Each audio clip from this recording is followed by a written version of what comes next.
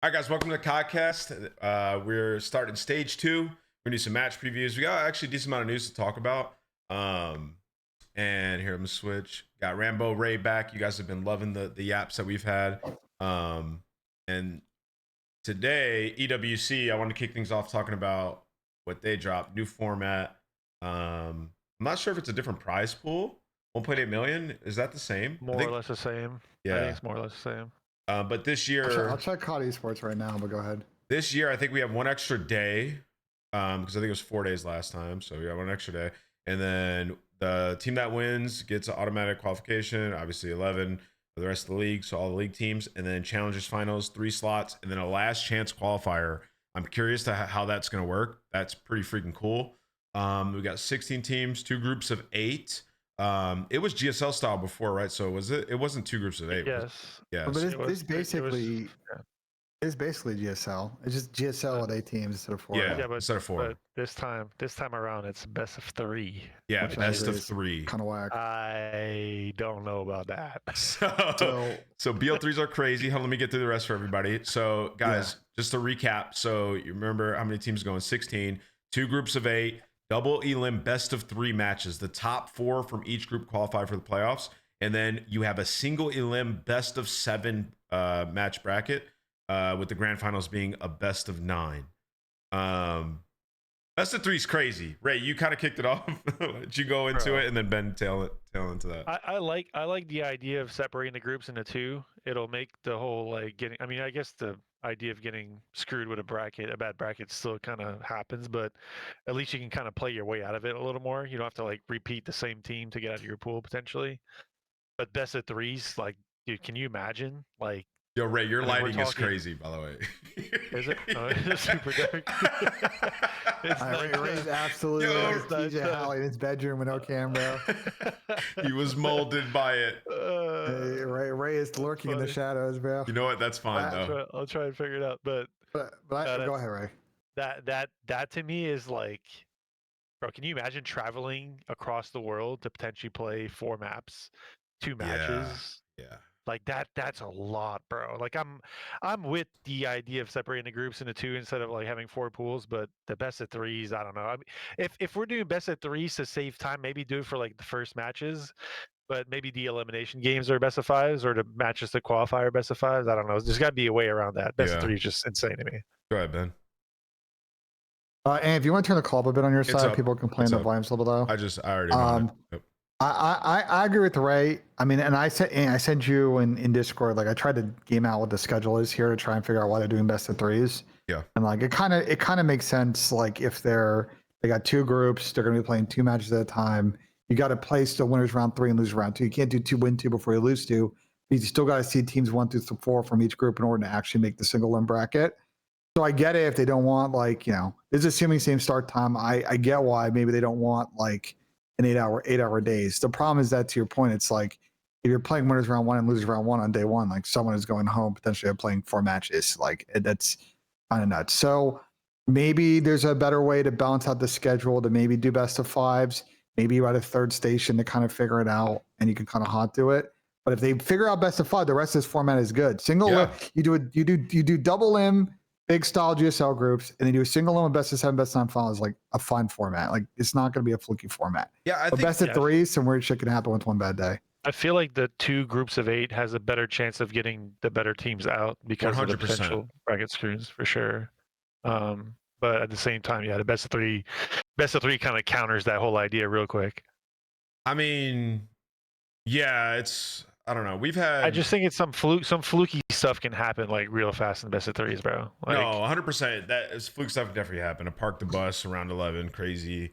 You can lose in a crazy fashion. Doesn't take much. But I do think the 2 groups of 8 is great, and I honestly kind of like the single elim best of 7s. I think that's phenomenal. But I do think it's the World Cup. It's essentially other than champs, the biggest event of the year. Best of 5s would be obviously much better, right? We want to weed out the worst teams and see who the actual best teams are, and that's probably the only way you could really do that, because best of 3, anybody can really win. But after that, it's great. So I like the direction that they're headed with the format.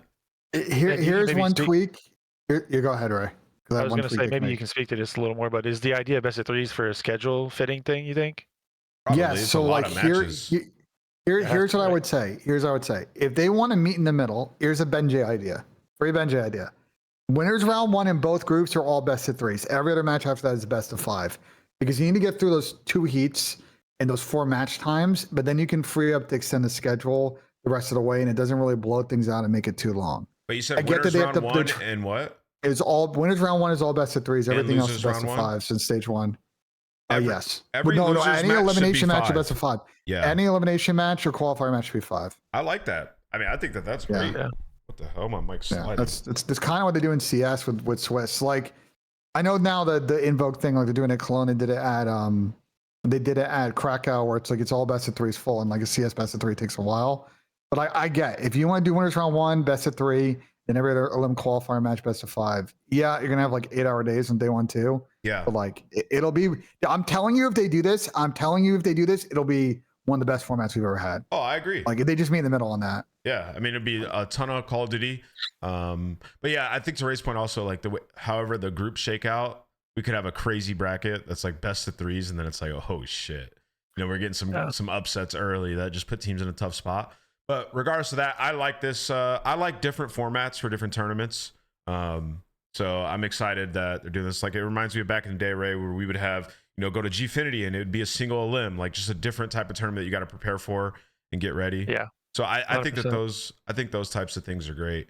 One more thing that I'd like to see tweaked from the previous years is the seeding for the event itself is based off champs finishes in the past. I'd rather see it for the entirety of the year. I think just champs alone, again, it's one event. Why not have the whole season encompass your biggest, like if this is going to be the last event of the year, why not have the whole season like matter for this instead of just the previous tournament? I wonder why they do that actually, right? Rather than just take the CDL points.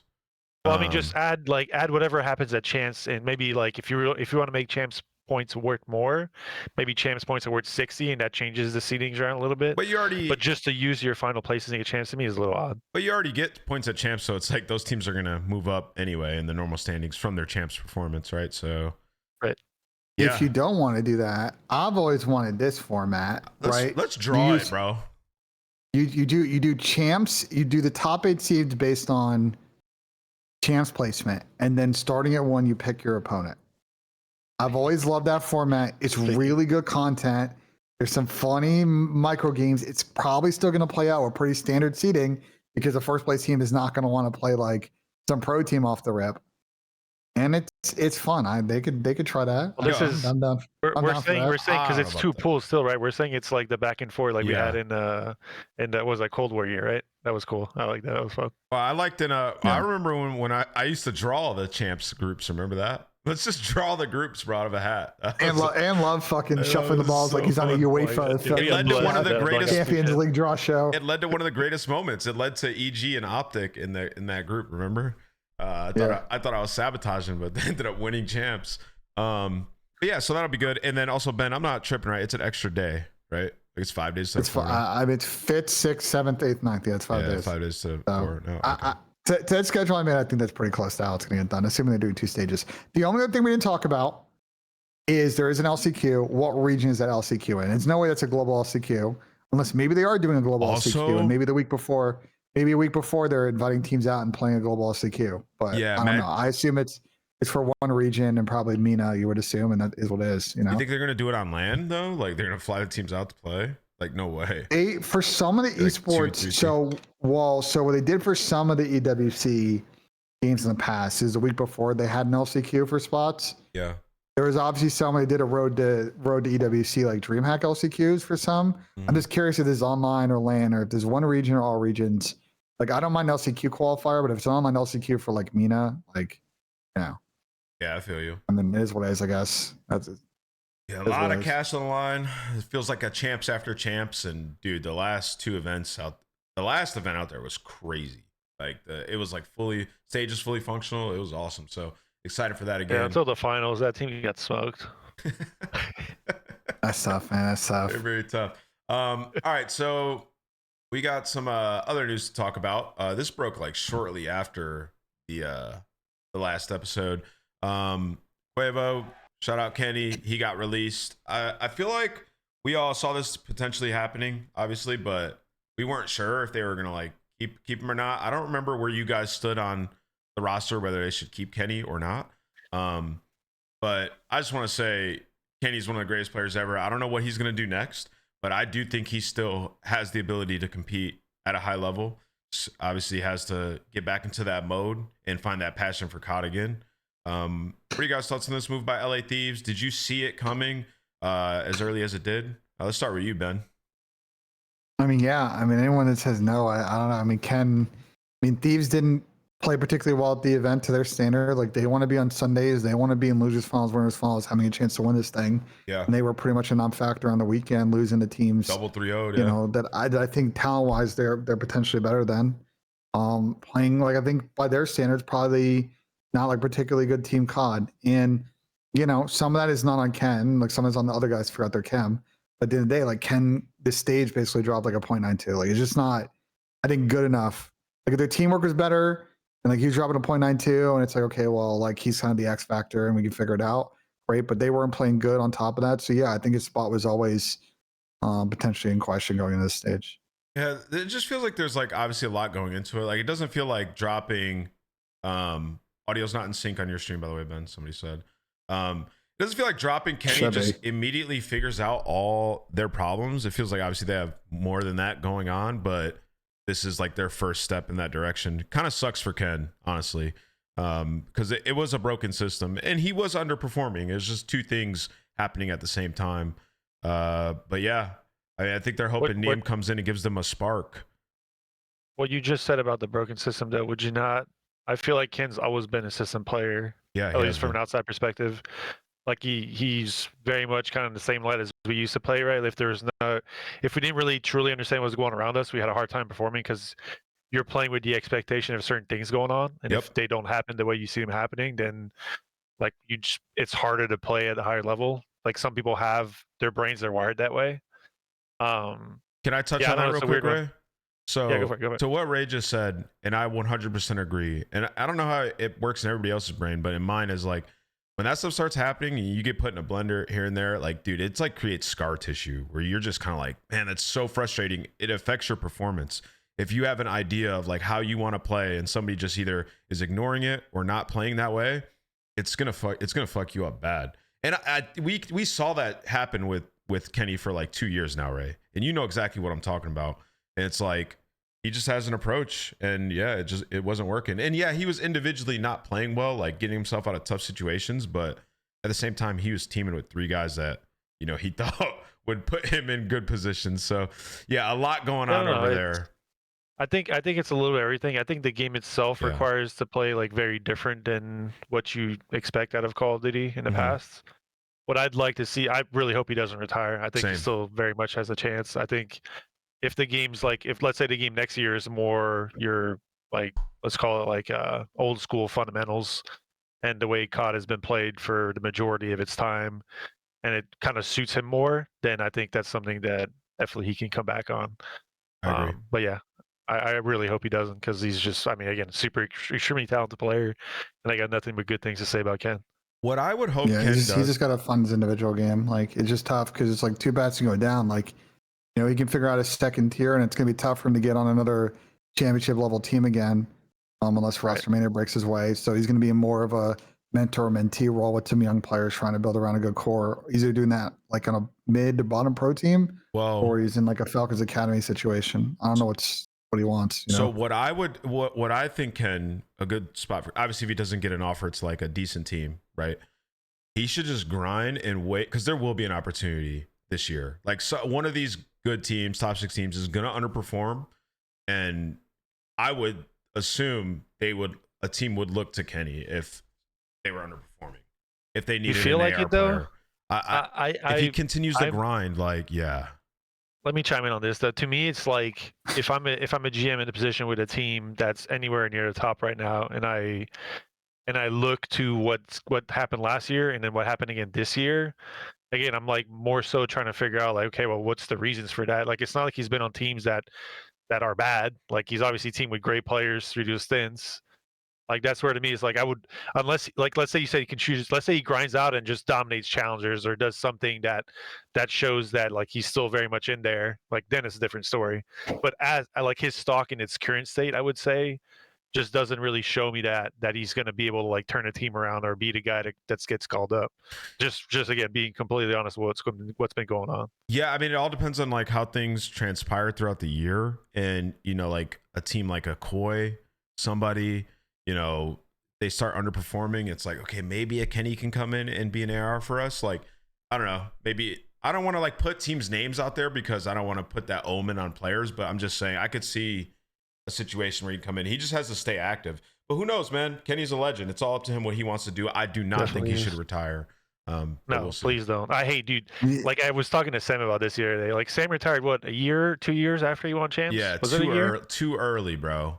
Yeah, bro. Was, Like I Yeah, hate hold seeing on. players at the top of their game, bro. But Sam was like, Sam talked about it. He felt like he obviously still had the skill, but like he didn't really, he wasn't able to engage in 110% of being like a W teammate. Like he was just VOD review, like Sure. the extra stuff. He felt like he was costing his team by just not having the level of attention. Well, sometimes you can take a break. No, come on. I mean, it's the I know, greatest job. but if you It's feel the like greatest job in the feel world. like you're just wasting your team's time, like I don't know. Sam's situation is very unique, bro, because like very few guys call it in that spot, and he was like very honest about why. It wasn't a skill thing. It was just like he felt like he was an L teammate.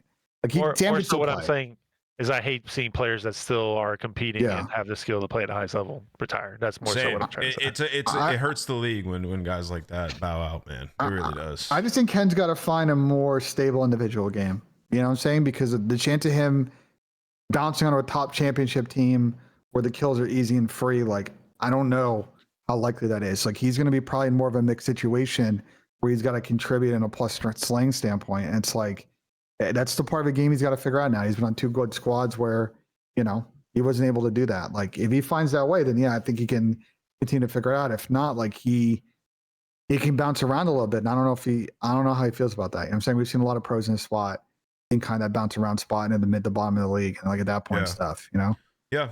Well, anyways, so with Kenny getting released, NIUM joins LA Thieves. Shout out to NIUM. He's been, active in the Optic HQ doing some content. He's got a pretty awesome personality. Kid's a beast. And they're hoping that he's the spark for them. Me and Cap were laughing about it a little bit. We were like, dang, dude, imagine getting your opportunity in the league and to your left is Abizi, to your right is Hydra and Scrap. You're just like, yo, Scrap, can you make sure you watch my flank? Like yo, Hydra block. Like Hydra block for me. Like it's just a crazy situation. I'm so excited for NIUM. He's such a good kid, and I hope he plays incredibly well. But they got a lot of stuff to fix. And we've seen this though, people going down to challengers more often, picking up a guy and it fixing their team. Ben, as a guy who is pretty tapped in with challengers, what are your thoughts on NIUM and how he fits on this LA Thieves team?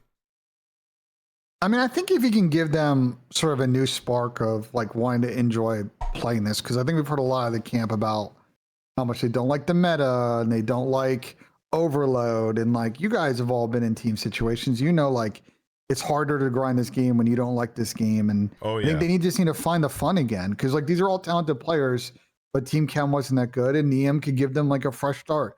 They got to catch up to everybody, and it's a very good split to catch up because you're going to get a lot of games. You're going to get 11 matches. Play all these teams. You're going to get a good feel for where you're at, where your good maps are going into this event. So it's a very good opportunity. I think NIUM will take advantage. I think he's a good kid. And again, as long as they grind and work on becoming like a plus teamwork team instead of like hero ball, I think they have a good chance to get back to Sundays. Yeah, I mean, here, Ray, what are your thoughts first? I think you hit it right on the nose. I think it's almost like you probably has to feel like it's Christmas Day for him to just have an opportunity to come into the league with the team that is going to be around him. I can't remember. Has there ever been a situation like this since the CDL started? Mercules, I guess, but Mercules played on Toronto first, right? Dan Ghosty. Dan Ghosty, yeah. Dan Ghosty. Yeah, that's fair. Yeah, Ghosty's probably the best analogy comparison here. Team with Crim and Clay at the time, they're not the top of their game, but like still in the end of their primes. Yeah, obviously he didn't do it for COD, but he proved to be like a top tier competitor by winning world champs and being dominant in their game. Not saying it compares exactly, but Insight. But he came in teaming with not a BZ Scrap and Right, that's what I'm and saying. Like, I mean, I think we all get the point. I think it's an incredible opportunity for him. I mean, I'm Yes. excited. I've watched Optic content, and he's agreed, 100% agreed. Seems like a great dude. His play seems to be speaking for itself. I think he played pretty well at the Challenger event. Yeah. I really, really hope that they can figure out what they need to do as a team to make this work and not be in a situation where they have been this year. I think, again, it's a team that's just way too talented not to be at the top. And I think it'd be a really cool storyline to see another, like, again, I don't know if we'll see a Merc situation per se, but I think it'd be really cool to see another player come in and like have his stance in the league real fast like Merc did. Yeah, it's also good to get another brother in the league, man. We need more. Come on, bro. Especially shout out Thieves in February, bro. Real one. But to be honest though, when I think about NIUM, if he can come in and he can play hyper aggressive and like just fit that mold of the new age Call of Duty with these guys, like you're gonna see better performance out of the SMG duo. Like I really think like if he comes in on that type of time, like brings that pace, it'll help Scrap so much because we know Kenny, like he's not the fastest player at this point of his career. So I think this could be a good move for them. I'm super excited for their match. Who's their first match out of this break? Do we know? It's Vancouver. Vancouver. They have two, I think, very winnable matches if I remember. They're about to the key thing for me, bro, with Thieves' last split is obviously, you know, the other two modes like S&D and Overload. There was some stuff to like. There was stuff I think they needed to clean up. I think they ended up with a negative record on the stage in Overload and Search like a 500 ball. I think if I remember correctly, no, they were 5-5 in Overload and 6-6 in S&D. So they're bang on 500. Ooh, it was the hard point for Thieves in particular. The hard point area they needed to improve is like they weren't winning rotations. They weren't playing. They were one of the worst teams at holding. They weren't playing the sub maps, man. That's the main thing. They weren't playing the sub maps, but even when they were playing like a den, they were terrible at holding hills. So like I think NIUM will help get some easy kills to make those holds easier. But I still think for Thieves to be an elite team, that Hydra Abizi chemistry, now they play off of each other in the hold in the early 20-second scenarios on these hills is going to be something to watch because if they figure it out, this team is going to skyrocket and be an insta like. There's a good chance. I mean, the thing is, if he can come in and run a third SMG, like, and they get a Blackheart or Colossus in their bag, I'm not saying just play, like in their bag, then that'll change the entire dynamic of this team. Like the veto process, the HP will just be so much better. I hear what you're saying about Den, but like Exposure's been good. They're still able to win Den. They just need another map, at least one more. They just like 0-1 and 0-1 on both of them throughout the entire stage and major is just, it's not good enough. You have to be willing to go there. Slightly off topic, isn't it kind of weird? Like even with Optic, I mean, I think they played Blackheart and Colossus a little bit at the major. They have Colossus. They got. Isn't it kind of weird?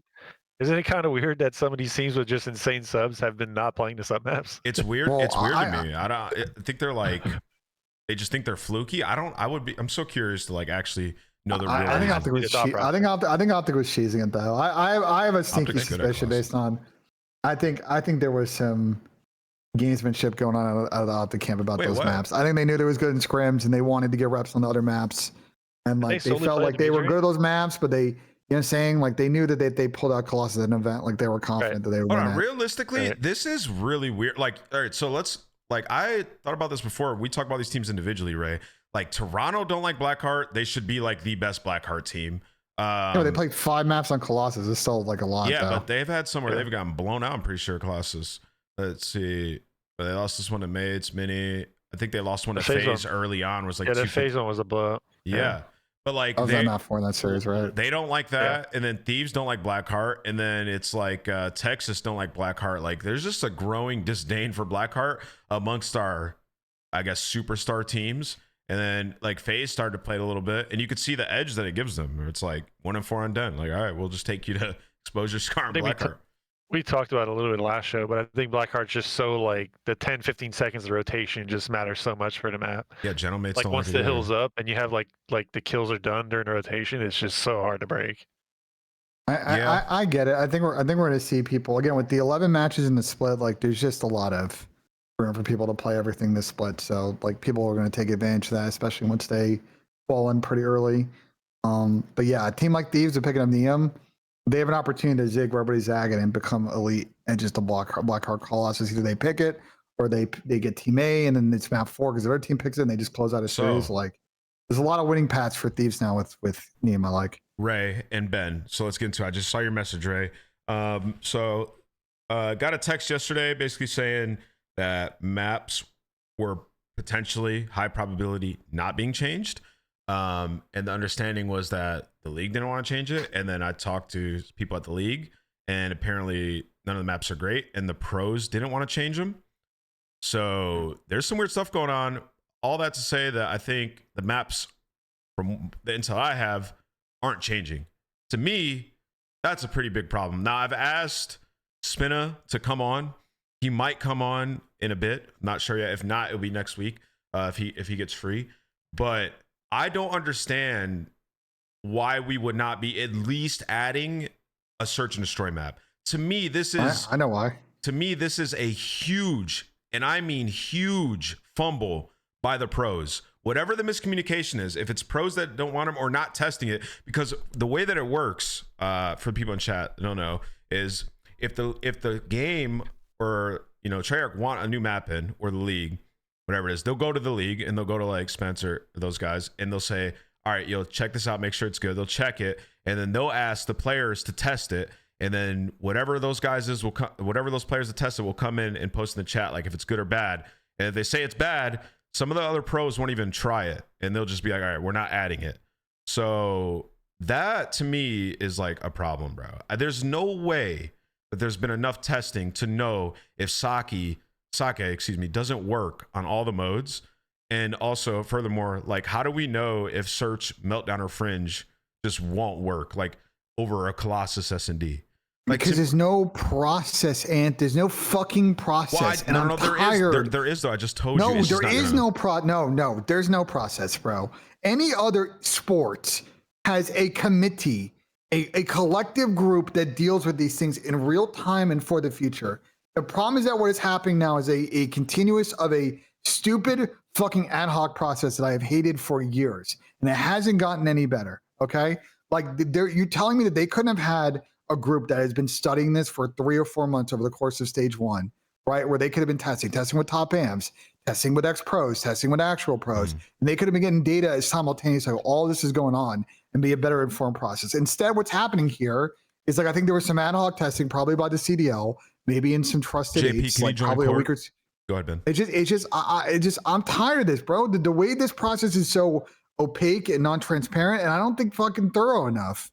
And it's ridiculous to me. It's fucking ridiculous. Yeah, I don't. Oh, you just got to the office. Okay, I agree, Ben. For the most part, I think maybe overreacting a little bit, saying there's no process, because there is a process. I just don't know if I necessarily agree with that process. It's ad hoc. It's an ad hoc process. This thing is ad hoc. It doesn't mean it's a process. We're just winging it. Yeah, that's my issue. Go ahead, not really formal. I think that's where I would agree with Ben. Just being in it for a while there, it's just not. There's no like. It's random. It kind of pops up at different times. You don't really know how long you're really testing it for, and then decisions get made. And like we talked about in the previous show, like the decisions don't always make sense based on what's going on. Like there's been changes based on vetoes and changes based on players' opinion only in the past. Like there definitely needs to be something there that's more formalized. So we go through these, especially now. Like we have the biggest stage of the year coming up. Like if you don't make changes now, when are you making changes? Yeah, because this stage is going to dictate the result at the end of the year, like basically where you stand. And like just to chime in here, even if it is ad hoc process, it's like super, lackadaisical. Everybody's just kind of like typing in the chat, the pros. At least have a day after events that is scheduled to have like 12 to 16 pros, maybe 2 lobbies going on of them just playing these over and over, and then you like. Some people, some coaches, some people from the side of the league sitting in Codcast are like, okay, this works, right? Like, I just don't think that that's happening. I think that it's just like, I don't know, some team agrees to do it, maybe plays another squad on it a couple of times, then gives their review. Did we like it or not? Maybe they got slammed on it, didn't like it. That's, to me, that's problematic. I don't know. I don't know what the problem is that this is like preparing for a test, and instead of spending a week when you know the test's on Friday, doing the work in, and by the time Thursday comes around, you're doing minimal because you've already done everything. Instead, we're cramming Thursday night and then just saying, well, like whatever happens, happens. Yeah, we're playing a played a couple of 8s. The spawns are weird. Yeah. Like, bro, there was so much time for the league to do a process with trusted people to get data, give issues to the studio for them to fix stuff. Like, put together an actual fucking study. Instead, I just think it's just a couple guys at the league just winging it. And you and I know the guys. And I think there's a lot of onus on the pros too. I do. I think that yeah, but this has been my problem since since the CWL. I just feel like when it comes to competitive topics, GAs, map pools, like tournament structures, like there just is not a really good working group, study group, a committee that like should be the venue for all these conversations. It's easy like one-off ad hoc conversations where there's very little debate when these things need a lot of debate. They need a lot of discussion. They need a lot of study. I just don't know how many years I got to watch this shit and people keep making the same mistake over and fucking over, man. I wish there was like a representative from the league or somebody like a pro, at least whoever is, testing these maps to talk to about this stuff. Cause like I said, I'll sit here and I'll argue with anybody about an exposure. Like, let's have it. Like we could sit here and talk about the maps. Like we could make a group and I promise you that we'd be playing good maps. Like get us on there. I'm willing to help. I just think, let me move this. I just think that we're playing some maps right now that are not as good as some of the other ones could potentially be in this game. There's no way you're telling me whatever problems we have on a meltdown, there's no way you're telling me Colossus is better, Ray. No way. A search and destroy. Impossible. No way. Yeah, I mean, I don't disagree. I think, again, it's always a matter of like one of these teams can be tested. Like the one thing I will say, being on the flip side of it, like on the pro and teams competing, like they're always taking a few days off after a major, and then you come in and you have like, let's just say 7 days of practice before you go into your next major matches. You don't necessarily have like the most time in the world, especially like teams are making changes. Like your major didn't go well. Like your focus is more on preparing for what's coming next, right? And what could be map wise. I'm not saying there's no way around it. I'm just more so saying for like actual like proper testing to be team on team aspects, you probably don't have the most time to do that. Yeah, but hold on. But you're telling me like you can't have a trusted group of either pros want to volunteer. I was more so saying do the initial legwork, and then the pros coming over the top at the end with all this data. Hey, we played this a million times. We feel like these timings are off. These spawns are up. We want you guys to play it and see if you agree or disagree with us. Ben, and like at that point, the recommendations are pretty firm because everybody's touched it. Also, Ben, like I don't like there's like Ray. You say one thing of this. Go ahead. Let me say one thing to this. I agree with you. I think to a certain extent, the pros, again, I'm not saying this is the right or wrong way to think about things, but they'll have their own ideologies on things and they don't necessarily trust the people outside to their take on these things. Sure. I think one thing to me that if I'm a professional player, like they're always playing 8s at like not every player, and most players don't take a full 4 or 5 days off after a major. They'll like if spring play came out, so they're playing that, they'll play 8s at night. Like there's no reason not to be playing these and 8s. Like you can just test them out. Have like 8 guys just play and get an initial take on it, talk about these things, which maps play well or not, and then they can have their own dialogue to basically do what you're describing. No, but Ray, we don't need like a specific group outside of the players. There should be specific time, date, and set that the players have to be there and have to test the maps. You know what I mean? Like it should be set up like, hey, 5 p.m. on Wednesday or 5 p.m. Thursday, you get home Monday. We need 16 players. We're going to have 2 lobbies and we're going to be running these maps consecutively. And you guys are going to show up and play. And if you don't, you don't get a say. Like that's how it should work. Like it's not that hard, bro. Like it's not that hard. Like you guys have to show up. This is your livelihood. You're playing it all day, every day. Like come in, have a hand in what you're going to be playing. Otherwise, we'll pick for you. That's kind of how it should be, in my opinion. Like it's not hard. You guys have a say until you show that you don't want to say, and then it's gone.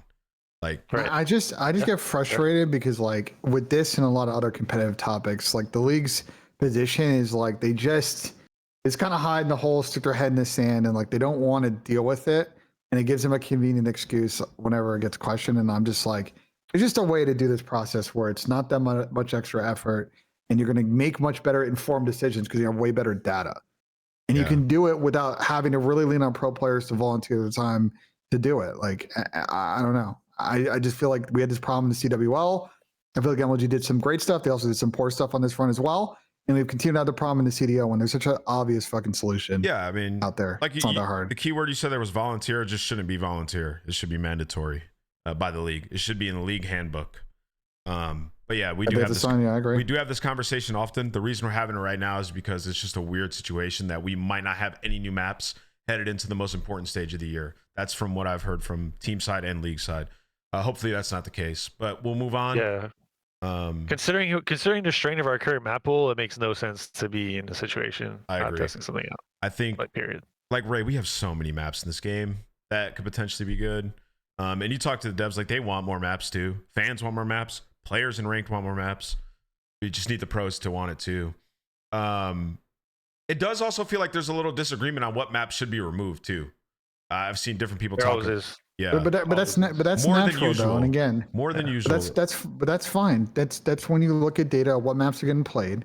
You look at the new maps and what their strengths or weaknesses. If we make these adjustments, what does the map pool look like? Is it too many bang out maps? Is it too many reactionary S&D maps where you're just spreading and playing info because it's all about timings when you lay bomb instead of set pieces? Like, again, if you had a committee, you could have these conversations and make an informed decision instead of what we do now, which is we just wing it, a couple days after the event. I mean, I don't even really have to. I don't even think we need to like super deep dive into it. It just, based on what we just talked about, it looks like the players are saying they don't like Blackheart for the most part. Like, to me, I mean, Vancouver haven't played it. Toronto played it once. Texas haven't played it.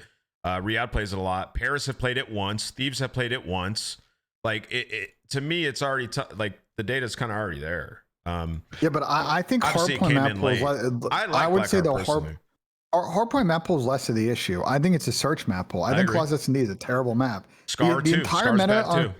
Scar is bad too. Scar's got one bomb site, and then Colossus is literally, they can't really run that many set pieces because it's super easy to like bang people off A. You can't just like YOLO B because they rotate their quick. So what you end up doing is everybody sits in the middle of the map and you try to get the defense team to over rotate. You try to break angles like you're fucking Jamar Chase running an out route, trying to run a fucking like double breaker. And you're trying to score the touchdown. It's like, Scar's it's kind of a stupid way to play search. Scar's worse than Colossus in search. I'll be the one to say that. Yeah, you're not wrong. You should be able to the best S&D maps, and you probably agree. The best S&D maps, you should be able to play two ways. You should be able to both spread and play for info and react. You should be able to default you and should make be able plays, to run set pieces. Yeah. Yes, you should be able to play both ways. Yeah, it shouldn't be like, okay, yeah, like I agree, Colossus isn't great, but like it shouldn't be like, I don't know, one bomb site is kind of terrible, and that one bomb site being where it's at also not great. But yeah, let's move on. We could yap about this all day. Next topic is, all right, so this is C9 situation. I think this is the latest update. Everybody's kind of been asking about this topic, but Hayden, Nedra are expected to join Okis and Encourage. I played this Nedra guy in ranked. He's absolutely turnt. Nate Icons rejected the C9 offer. Ben, tell me a little bit more about this. Do you have any details on that? If this is true or what's not? going on with C9, and I talked about this on stream. I had a long conversation with Encourage over the weekend, so I have some good context of what's going on.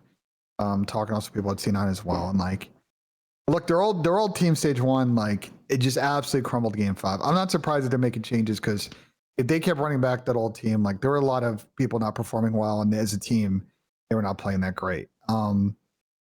I think the unfortunate thing about the situation is it looks like C9 is kind of squeezing the economics of this team in a way that I think we should really be seeing from CDL teams. I'm very confused how C9 are in a position where they bought a New York spot last year. They, get rid of, and maybe because he wanted to leave, Paco and is like the rock superstar of your team. Last year's team, then they build around Dante. That doesn't really work. Then this year they build around Euros and on a reduced salary. That doesn't work. And they reduce the salary further to the point that the number on the contract I saw is just, it's laughably low. It's lower than what you would get in a full-time job. You saw the contract? Fast food. Yeah, I saw Encourage's contract. Wow. I just am unsure why an org like C9, we're in year 2 of them being in the league and we're already in like this super cost-saving situation. Yeah, because they came in like excited. Like, I remember. Yeah, that they wanted to build, but it's like they're in a position where I question if they're. Jack said in his interview with Breaking Point that he didn't want to exit, and I don't know how much I believe that, because it's like if you're doing these things to make the economics work, like I don't know, if someone comes around and they offer you a couple of M's, like, are you not just taking that or an M? Something must have changed on the C9 side in the last year.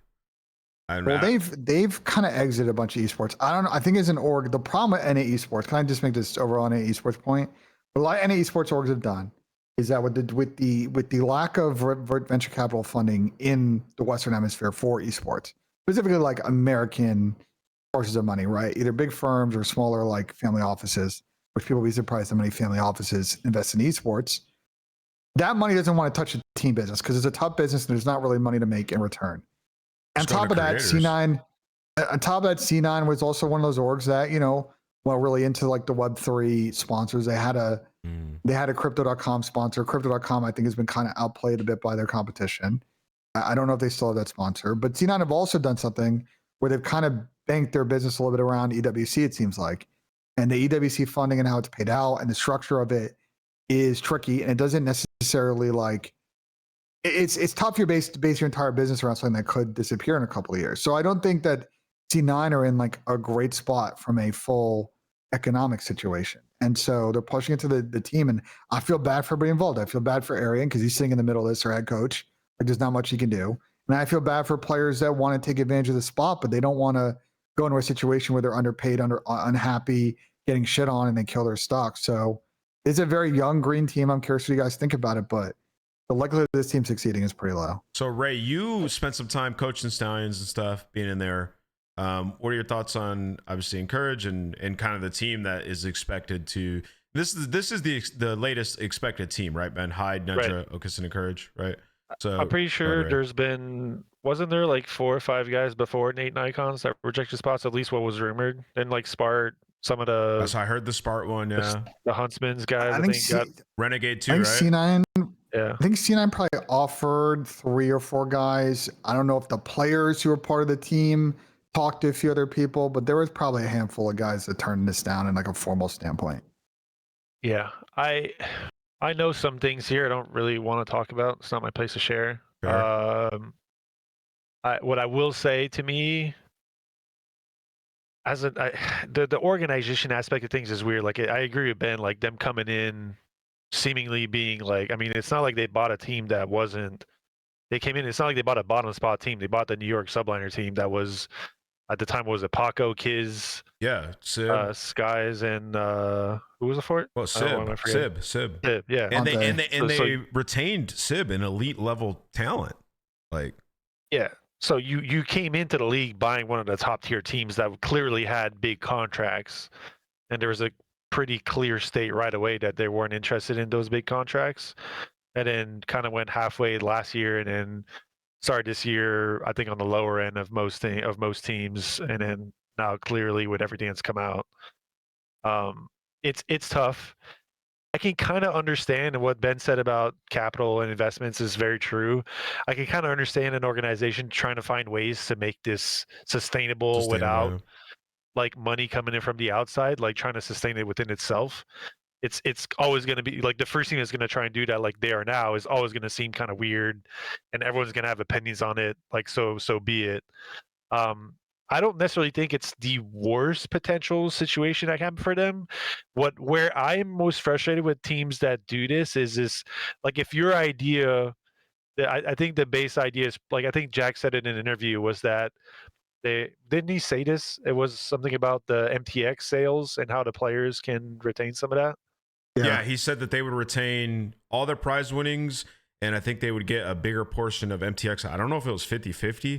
Was it chat? Correct us if we're wrong, but it was something like that. So I think you're trying to say they would get 100% of 100% of so it. There's some incentive to perform. So with that popular information being out there, I think that's where the big topic of discussion comes next, and how I think contracts will go for most teams, even I think the top tier teams, to be honest, in the future, because that's where you get that's where you can kind of like, that's where the real money is to make in terms of guarantee, not guarantee cash, but like the numbers can get big there. If you have players who are able to help sales, granted, like organizers have a big aspect of this, but like, I don't know, like Scump, if Scump just magically joined C9 overnight and everyone bought the C9 suit and Scump got a big, large part of that money that's made from that, then that becomes an incentive for Scump to play for C9. You know what I'm saying? Like, I'm not saying a lot of players have that kind of pull, but I think that's a direction that could be good for, even though the base contracts aren't where that we think they need to be, there's something there that could be helpful for them to make money. Let me I want to chime in. I want to chime in. Go ahead, Ann. I just want to chime in here. I want to say, to Ray's point, I think that that's a great thing to point out, because that is like progression towards like favoring the players, like in one aspect.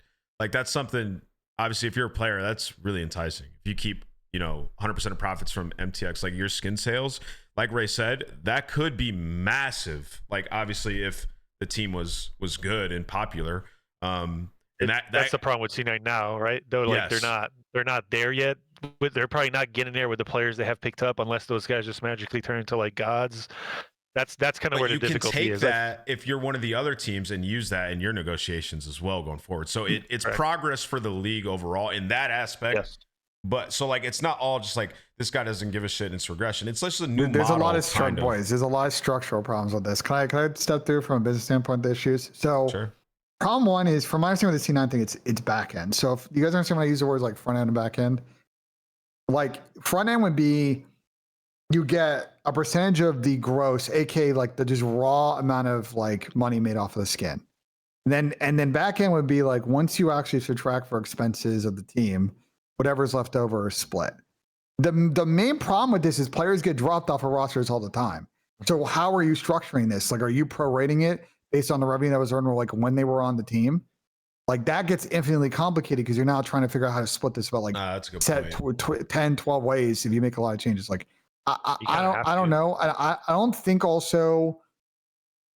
I think like especially on elite teams where they're going to make 6 figures in MTX, like I don't think there's a need for those players to go with an MTX split. And I think if you're trying to make like extra incentive money, it's better to go with performance incentives that aren't MTX based, like off of position and bonus and like awards. It's probably a better economic strategy. Is it though? Because those don't capped, directly impact your revenue. That's what I'm saying. Those like capped, I don't know.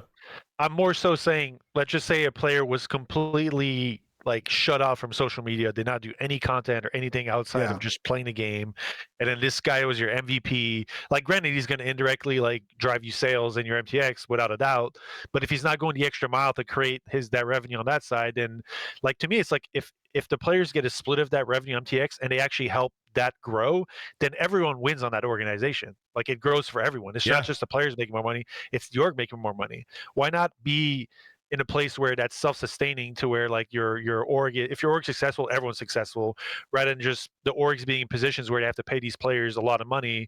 And yeah, that's guaranteed money for players, great, but the org might stumble on that because they're not getting anything out of it. I see both sides. I see both sides because there's the volatility to like I'm giving my everything for this org to be successful, and then I could just get dropped in a couple of weeks. So there's a lot of volatility to it.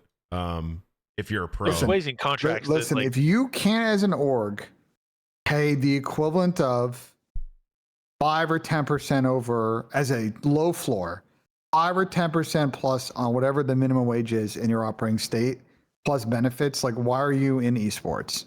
Like if you can't cover that beyond incentives on top of that, like that's my issue with this. Is like I get that players should have mixed revenue streams as a way for everybody to like figure out how to make the team economic model work, right? And some of the MTX stuff is contingent on Activision and the studios being down for like more interesting skin ideas. Because I've talked to a lot of teams, and a lot of them have had some great skin ideas that get vetoed by Activision. And we all know probably the reason for that is that Activision probably doesn't take a big percentage of the cuts of these specific skin sales. They get a bigger cut of the other skins, and they don't want these skins to be better than those packs. Like it just is what it is, and that's a political problem.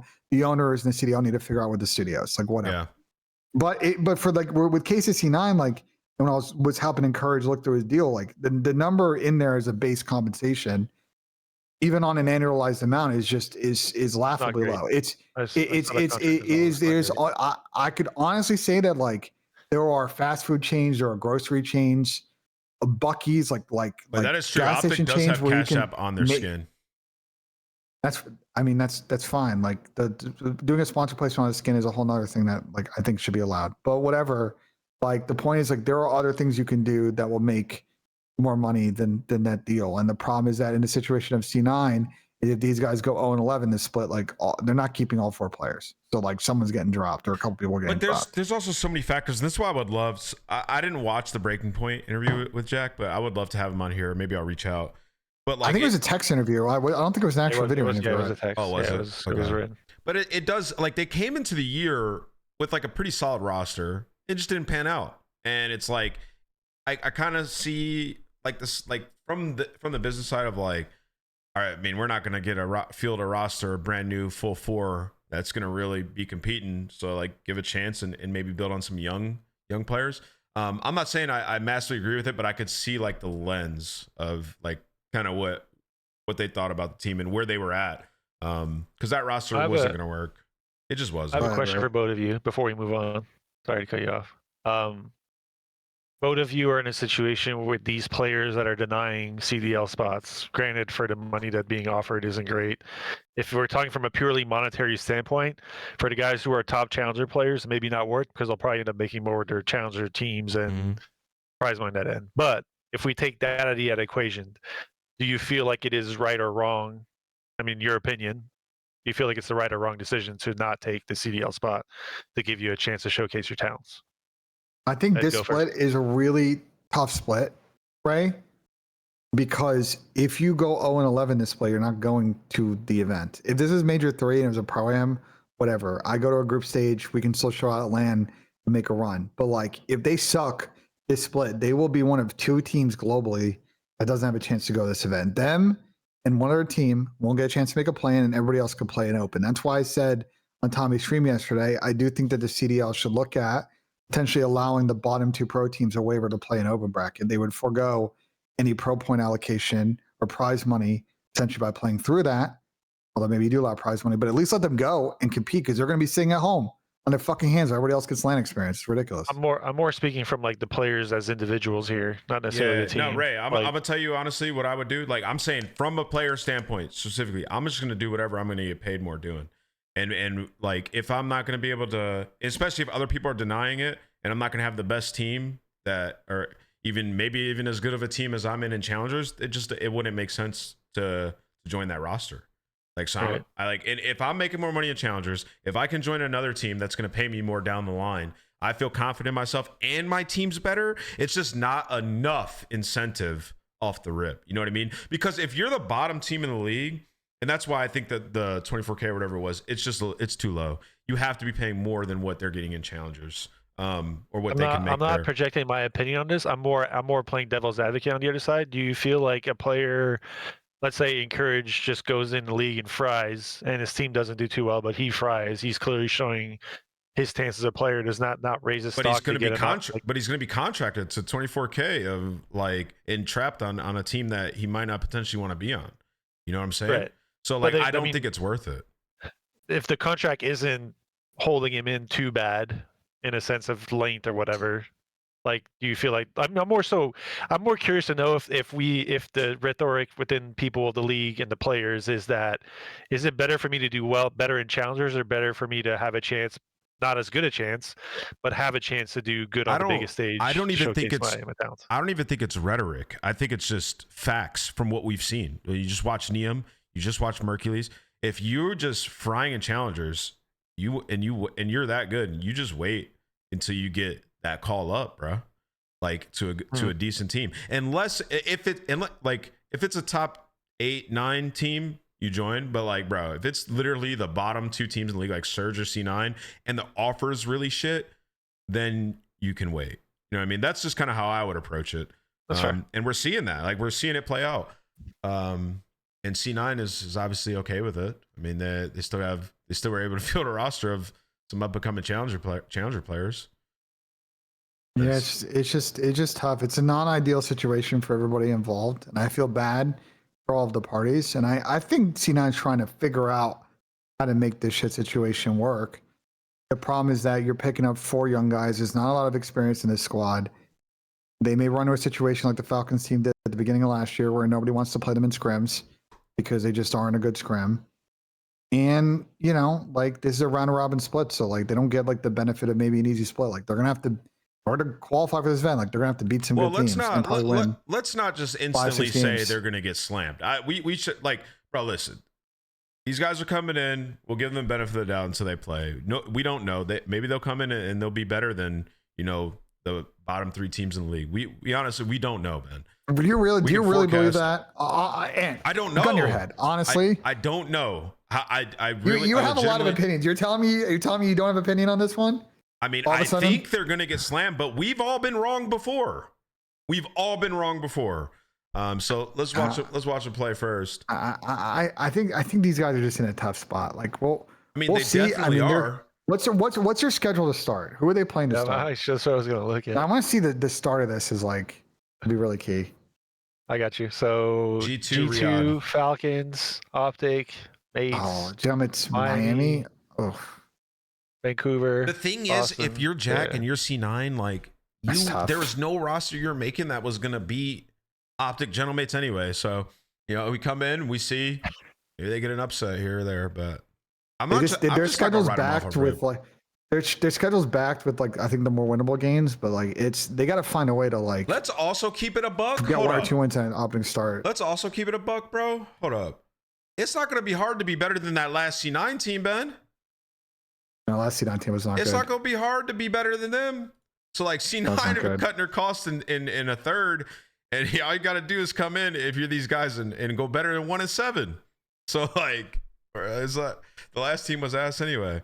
So I mean, I'm not optimistic, but I'm hopeful that they come in and they're at least better than this.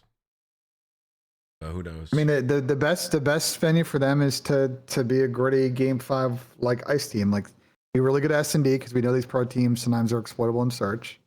Like find your bread and butters in the respawns, and they're not gonna like 3-0. They're not gonna like 3-0 blow people out, but if they can grind out a couple of big series wins to the point, like 10 teams are going to go to this event, like you never know the tiebreakers if you have a chance. All right, so let's jump into our portion of match preview, unless there's anything else. Ray, did you have anything else on that topic? No, that was interesting to me to hear everyone's take on that. Wait, what? Do you have a take or no? I think unless I would say, again, this is super generic statement, but if you're a player in the league that is showing capability of beating professional teams, and I don't want to say do it like all the time, like the level you need to achieve in Challenger needs to be higher than the level you need to achieve in a league to prove that you belong in the league, in my opinion. Like for example, like when we picked up Travis last year, NEP, he was like just far beyond the best Challenger player. He was undoubtedly the first guy up in the league, right? Like, did anyone in Challengers this year stick up to that extent? Probably not yet. At the first major? I don't know. I don't think so. Maybe maybe Dahum.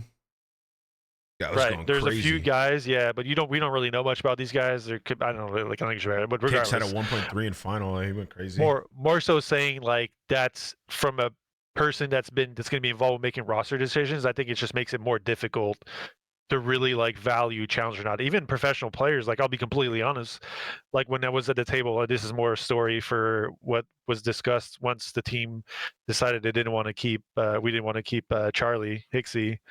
Like I brought up a player that was in Challenger in Europe at the time.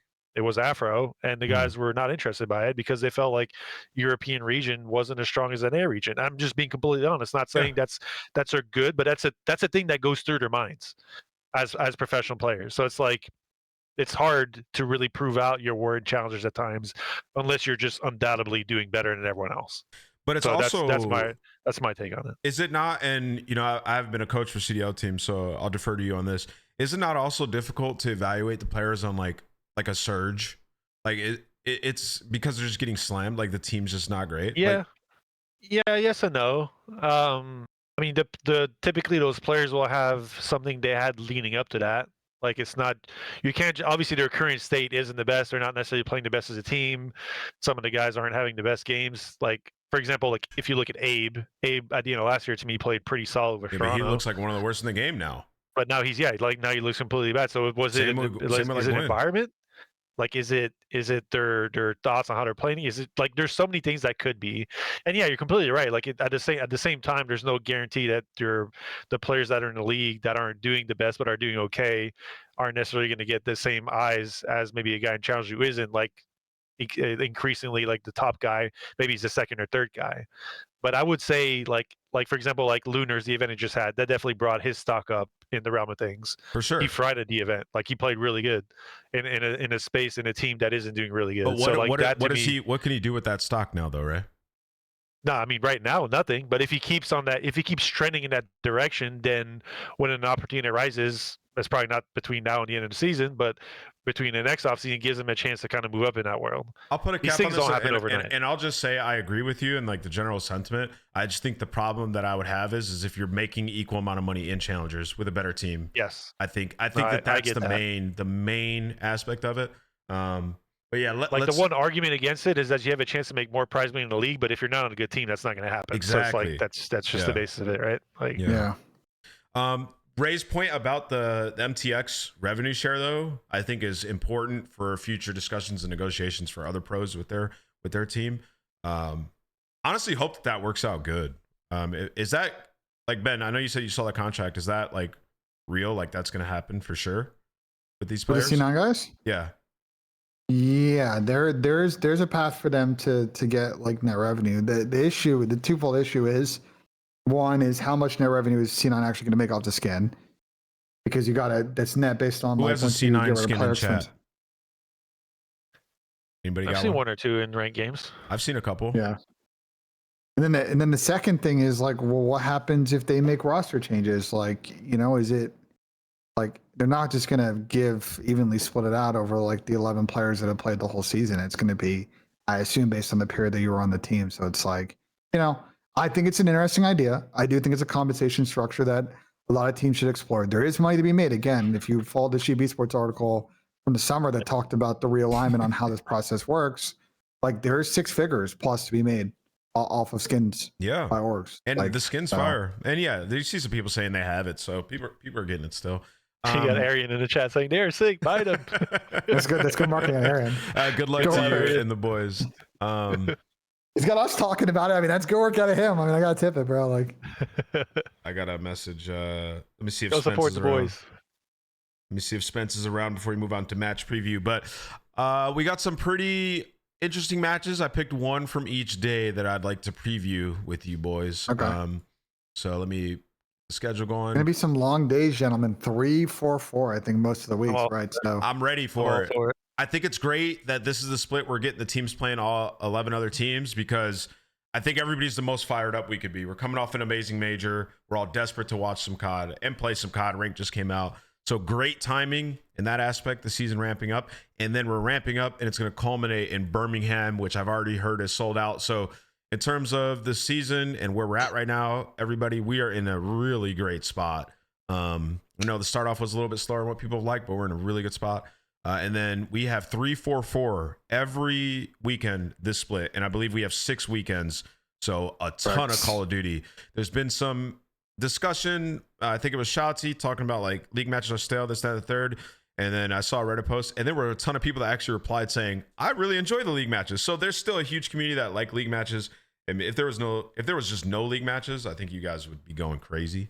So regardless of that, first day when we get back, we get Optic Boston. Excited to see Boston, but the match that I want to preview for this day is actually Miami versus Vegas. And I pulled up the head-to-head here. Vegas coming off an amazing major. Miami showed some good signs as well. The S&D got a lot better. Let's start with you, Ray. Previewing this match, what do you need to see from Miami, and where do you think they stand in a matchup versus FaZe right now?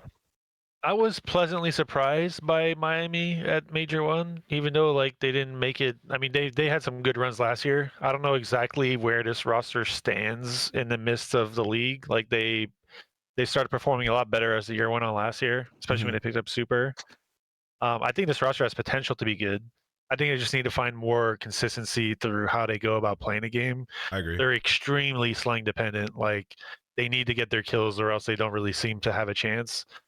And when you play like the teams that are obviously able to handle the slaying powers like FaZe, it becomes a little more difficult to win consistently. I would love to see them get like a different winning condition per se on how they go about things, but I think this is a team that'll get better as the year goes on. I don't know if they're quite there yet to be consistently beating the FaZes, the Optics, the Gentleman's, those kind of teams. I think it'll be a good match, but I definitely got FaZe winning this one. What about you, Ben? I think this match could be really close, because I think Miami, they had a real clunker, obviously, at the end of the weekend of the event, and probably didn't get the placing that they thought they could have got. But they're both very similar teams. Yeah, they I are. think you look at their stage 1, Hardpoint is pretty 500. I think both of them have pretty good S&D map pool. I think maybe the advantage here for FaZe is I feel like their overload is better. Like their one hard auto view they have in pretty much all the maps is just Scar overload, but they're like elite at the other two overloads. So like, if Miami don't play their best hardpoint, lose map 1, like there's a 3-0-3-1 in this, but if both teams show up, it goes to a game 5. And we've seen with FaZe, they've been a good game 5 team so far this year. Miami, I think, is won the only game 5 they got to. So I think this one could go the distance. Miami's they're 2-2 in game 5, FaZe 4-1. Okay, 2-2. What I saw from Miami though, and I think they lost their last S&D. They did. It was round 11. But going into that match versus Minnesota, we're breaking it down on the desk, and just from what I had seen throughout the weekend, they were the best search team. Just the way that they were playing it, like on the mini map, their search is awesome. It's getting back to where it was. And if you guys remember, that was like their win condition. They were amazing in game 5, as Ben just mentioned. And, Super was taking over in search again, which was awesome to see. Sniper was on point. For them, like you said, they ran into tough times versus Minnesota. But I think this Miami team is going to continue to get better. They've gotten better as the year's gone on. The hardpoint improved throughout the split. Before the major, they were a top 3 hardpoint team. They just kind of fell short there. I mean, they lost 2 to mates, lost by 10 here. And then, yeah, all these were, sub 60 points. So they got to have some progression. But I think this Miami team's good. I liked what I saw from Trakes. Rencor is one of the best players in the game. Super is phenomenal in search and destroy. Like they have a good team. Like they're going to be in the mix, in my opinion. And I wouldn't write them out in this matchup. So I think this can go. I think are we not all a little worried about the Trakes for Real kind of change? Yeah. But I think he's kind of shut the door on that. I think he's definitely shown that he has it. And I think, again, with this team and how they only got better last year, I only see him getting better as well. So yeah, I'm really happy that their roster did not suffer from that too much. I was just worried, Ray, and I think I brought this up to you the 2 episodes ago. We were talking about Miami. I was worried about like the search, because like Real was the guy, and you've seen it right now with Toronto where he plays an island, but it worked with the way Miami played because of like how aggressive Rencor is and super sniper. And I was just worried Trakes wouldn't be able to fill that role, but they just kind of changed the way that they're playing a little bit. Metals is doing it a little bit more often, and it was working, dude.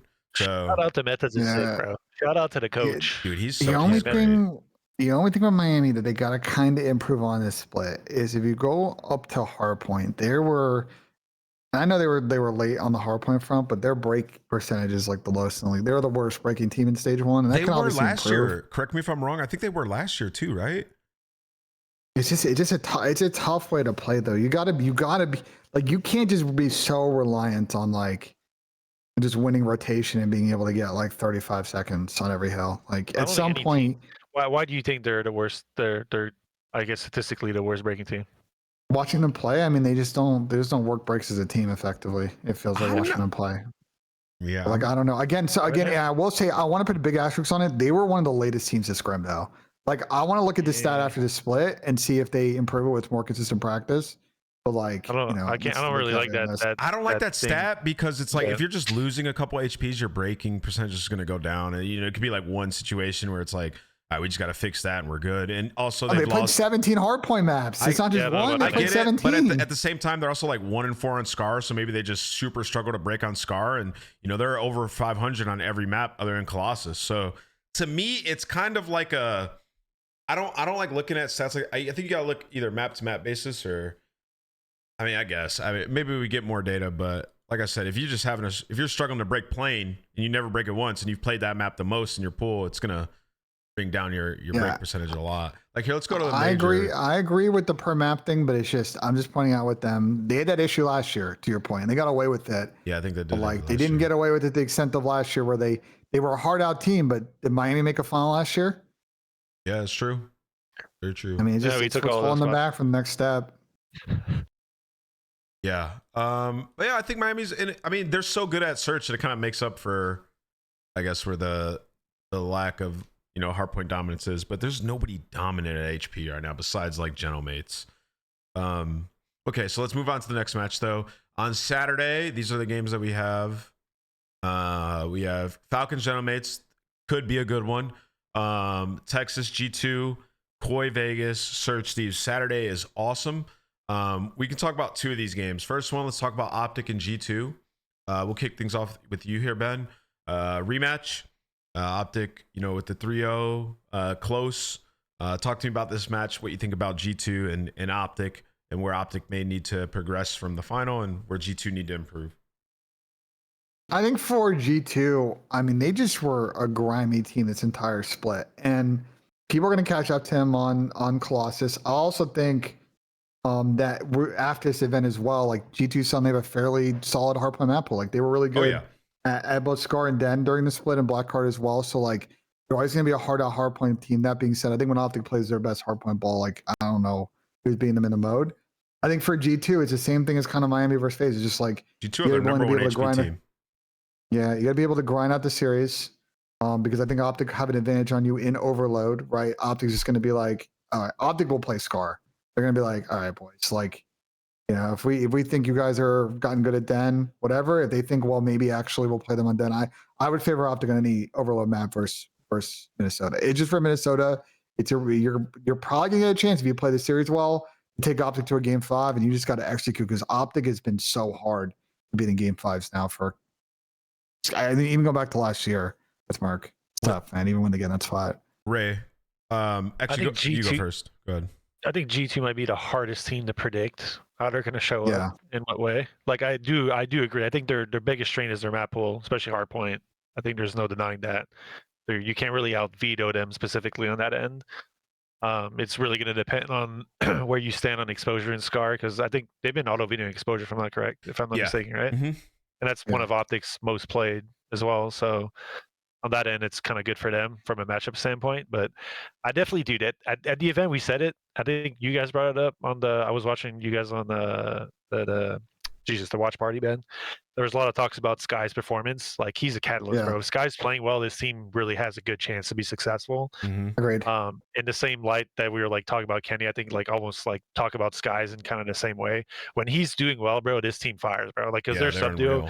Estriel's been playing amazing. Krant's been having a crazy year as well. Like it's just they have Mama as well. I mean, I just love this team. When they're performing well, when Sky's performing well as a team, I feel like collectively they have a chance to beat most teams in the league. I don't want to quite say consistently yet because I haven't seen that much of it. But if they can find consistency themselves, I think they might. Like a lot of teams and people say that the top 4. I don't want to say it was a fluke, but like it's not something you'll see regular occurrence. I would almost argue against that and saying like I think we'll see them make more than 1 or 2 more Sundays this year if this team can find consistency on how they play the game. Okay. And I definitely. I mean, I'm happy, bro, especially for Dan, bro. Like the last year has been rough for Minnesota and their players. And now they kind of see some light, and I just really hope they can kind of push on it. Now that they have nothing to lose, like they're only up from here. Like, bro, they played well at the major. It should be confidence and to know where they stand. And this is the split that's really going to show where they stand in that. And they can, like, if they keep playing well too, like this guarantees you a good seeding for the end of the year and champs. If you play well this split, because this is where you play most of your online matches. So this is a big split for them. Yeah, I mean, listen, man, I'm going to echo exactly kind of what Ray was saying. I agree with both you guys. I think this G2 team, when I watch them play, they play super fast. They play a great version of Call of Duty in Black Ops 7. Everybody's active. And, like, watching this map right here, like, great at breaking. You got the 2 subs that are so aggressive and so annoying to play against. And when they're on point, it's easy, bro. It's easy to play as an AR when those players are playing like that. And I thought Skies had an amazing event. Like, bro, yes. He just has to build on that. And like we've seen Skies when he has a good system and he has solid sub players like he had with Kiz and Hydra, like he does enough and he adds so much value. So I think I could see this G2 team making another Sunday. I don't think it was a fluke. They were awesome. And they're the number 1 hardpoint team in the game, 10-4 in the game mode. They have Mapset, like Colossus is almost a lockdown. I mean, their 1 loss is to Optic. We'll probably see that map again in their match this weekend.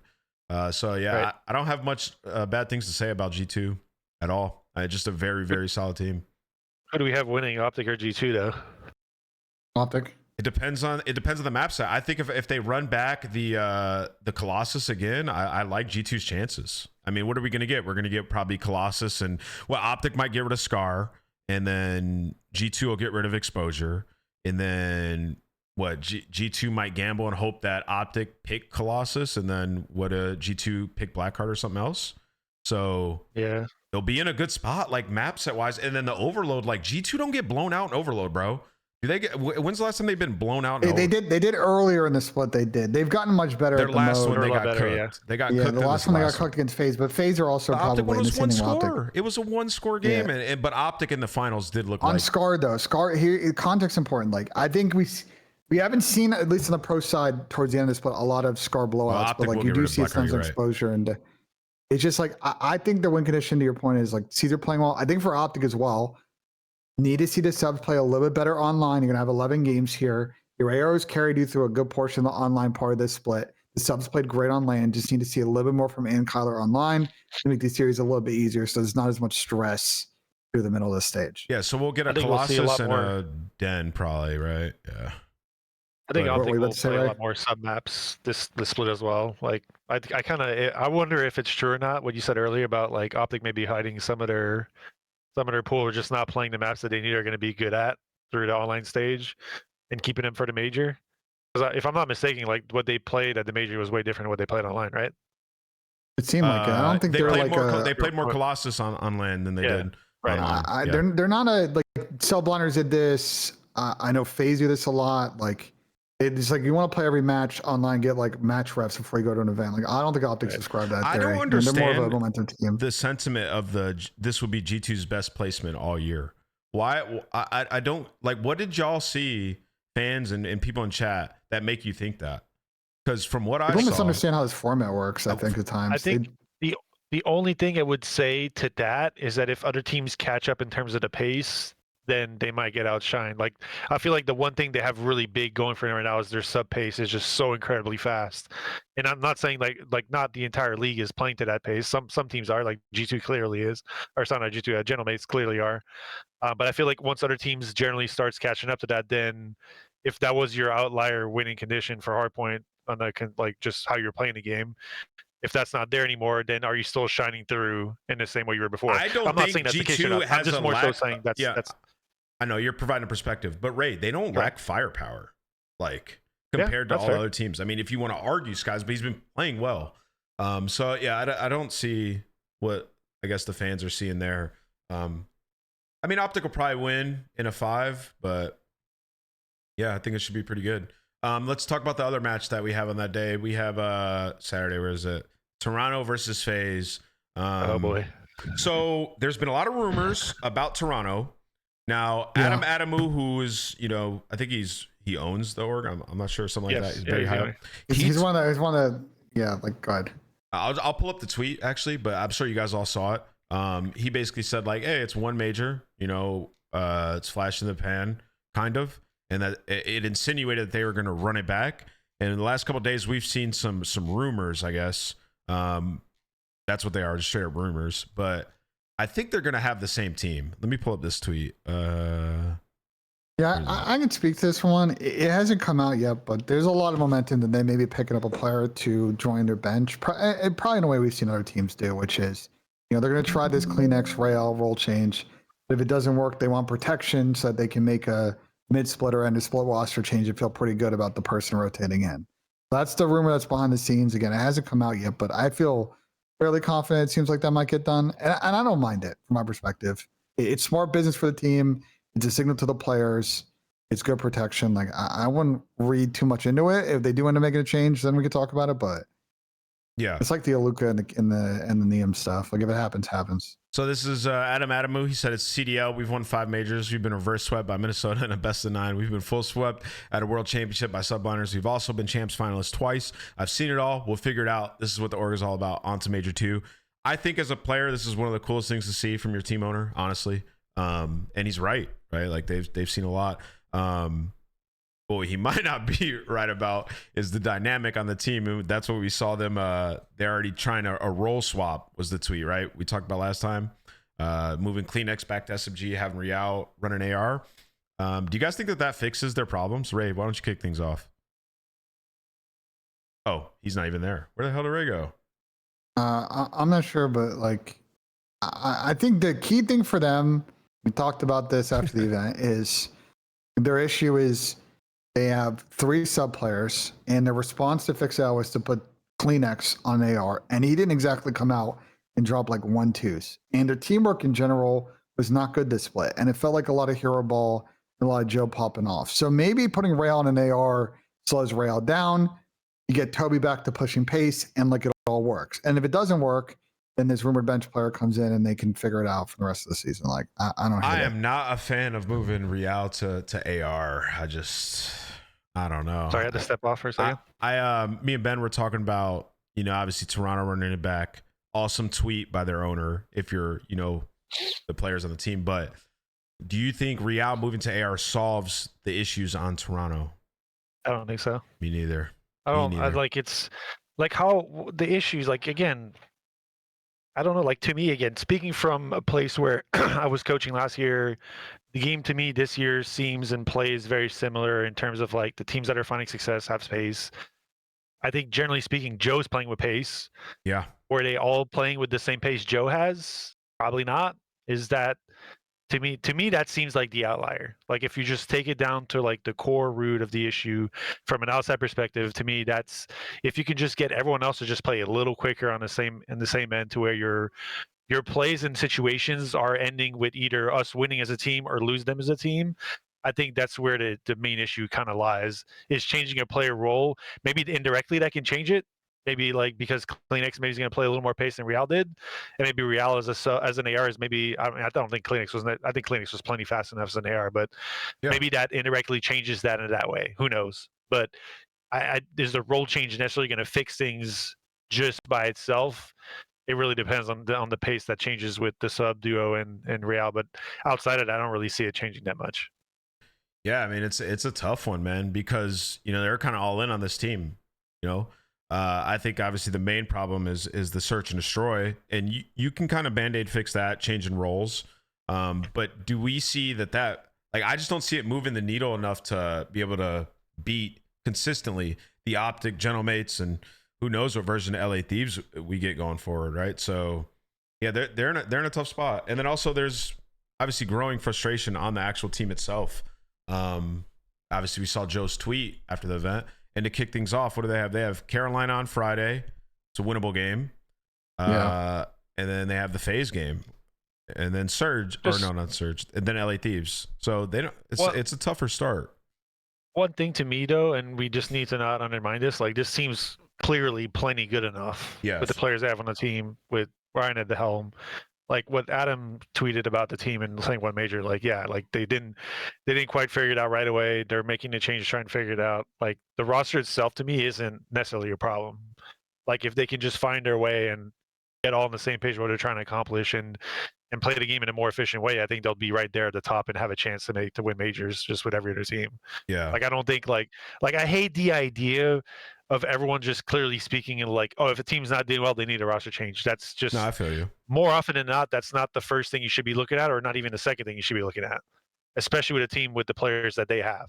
No, I agree. And with the problem being the main problem being search as well, where it's like you can have probably the biggest strides in that mode. Yeah, man. I mean, I'm rooting for the Toronto boys. It's always nice when they're good. The league's better when Toronto's good. I'll stand on that one. Maybe they will figure it out. This is the best stage for them to figure it out. So many matches. But before we move on to the next one, anything else you want to say about that, Ben? No, I just gotta play better team ball. Maybe this rule change helps. If it doesn't, then this rumored thing that I think will get announced probably soonish will be an option. But I mean, bro, it's gonna be a very competitive league this year. We got a lot of good teams. We got a real good mid-pack teams. There's a lot of parity. But if you pull what Toronto did last split, suddenly, you're in a real tough spot in the standings, and they got to get it going. Yeah, where are they in the standings right now? Toronto I'll pull it up for you here. They're in a rough spot for sure. But here, let's go. Standings. So was Optic last year. Optic going into like split 4. But they'll be okay. Right. Wait, these aren't updated. Toronto's 30 points on the CDL website is like, well, they'll still be at 30, right? CDL website needs an overhaul, bro. The fact that like Breaking Point's got a better standings page, like, come on, man. Like, did we talk about the Miami Toronto match at the major at all? Did we talk about that? I remember us talking about that. I think we did, right? But I just had it up here. I was expecting a little more after the match, to be honest, but Yeah, I mean, I was a little disappointed by the drama. What was the I don't think the reaction? player, but I said that on Friday though. I don't on Thursday. Like, I don't think these players dislike each other. I think Right. to the point that all the combos, like it's more. I think the beef is more Oregoners to Oregoners and Real with the Heretics Oregoners and like the pressures they put on him about wanting to stay with his boys. Like it's just, and obviously also holding him because he did want to go to Toronto the season before. Like I think that's where the beef is. You know what I'm See, saying? this is the type of shit that's happening to Toronto. It's like this type of shit is so fixable.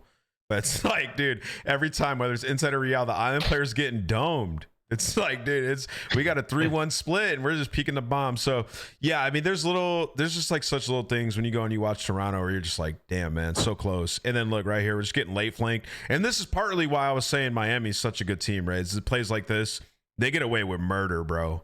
Like, yeah. And what's crazy about this one is you see Trakes, he gets in behind them, and I think round one is the same play but inverse, and it's Super Right. who does it. Super does it the other way, right? So this is round one. Yeah, and then look, it's Super on the other side, right? So they're playing with people, bro. Like this Miami team's real good. So they do it the other Agreed. way, and then we get to the next offense, and you see Trakes as the player doing it. So awesome. But these are the types of things that are happening to Toronto. This is problematic. Like this one, it's Joe. You got different players playing Island, and then just like these odd stacks going on, and they're just getting caught. But these are things that are so like you can fix, right? It's just Agreed. people are just nervous, not nervous, they're just scared, I guess, in Toronto. They're so buddied up. Yeah, we'll see. We will see.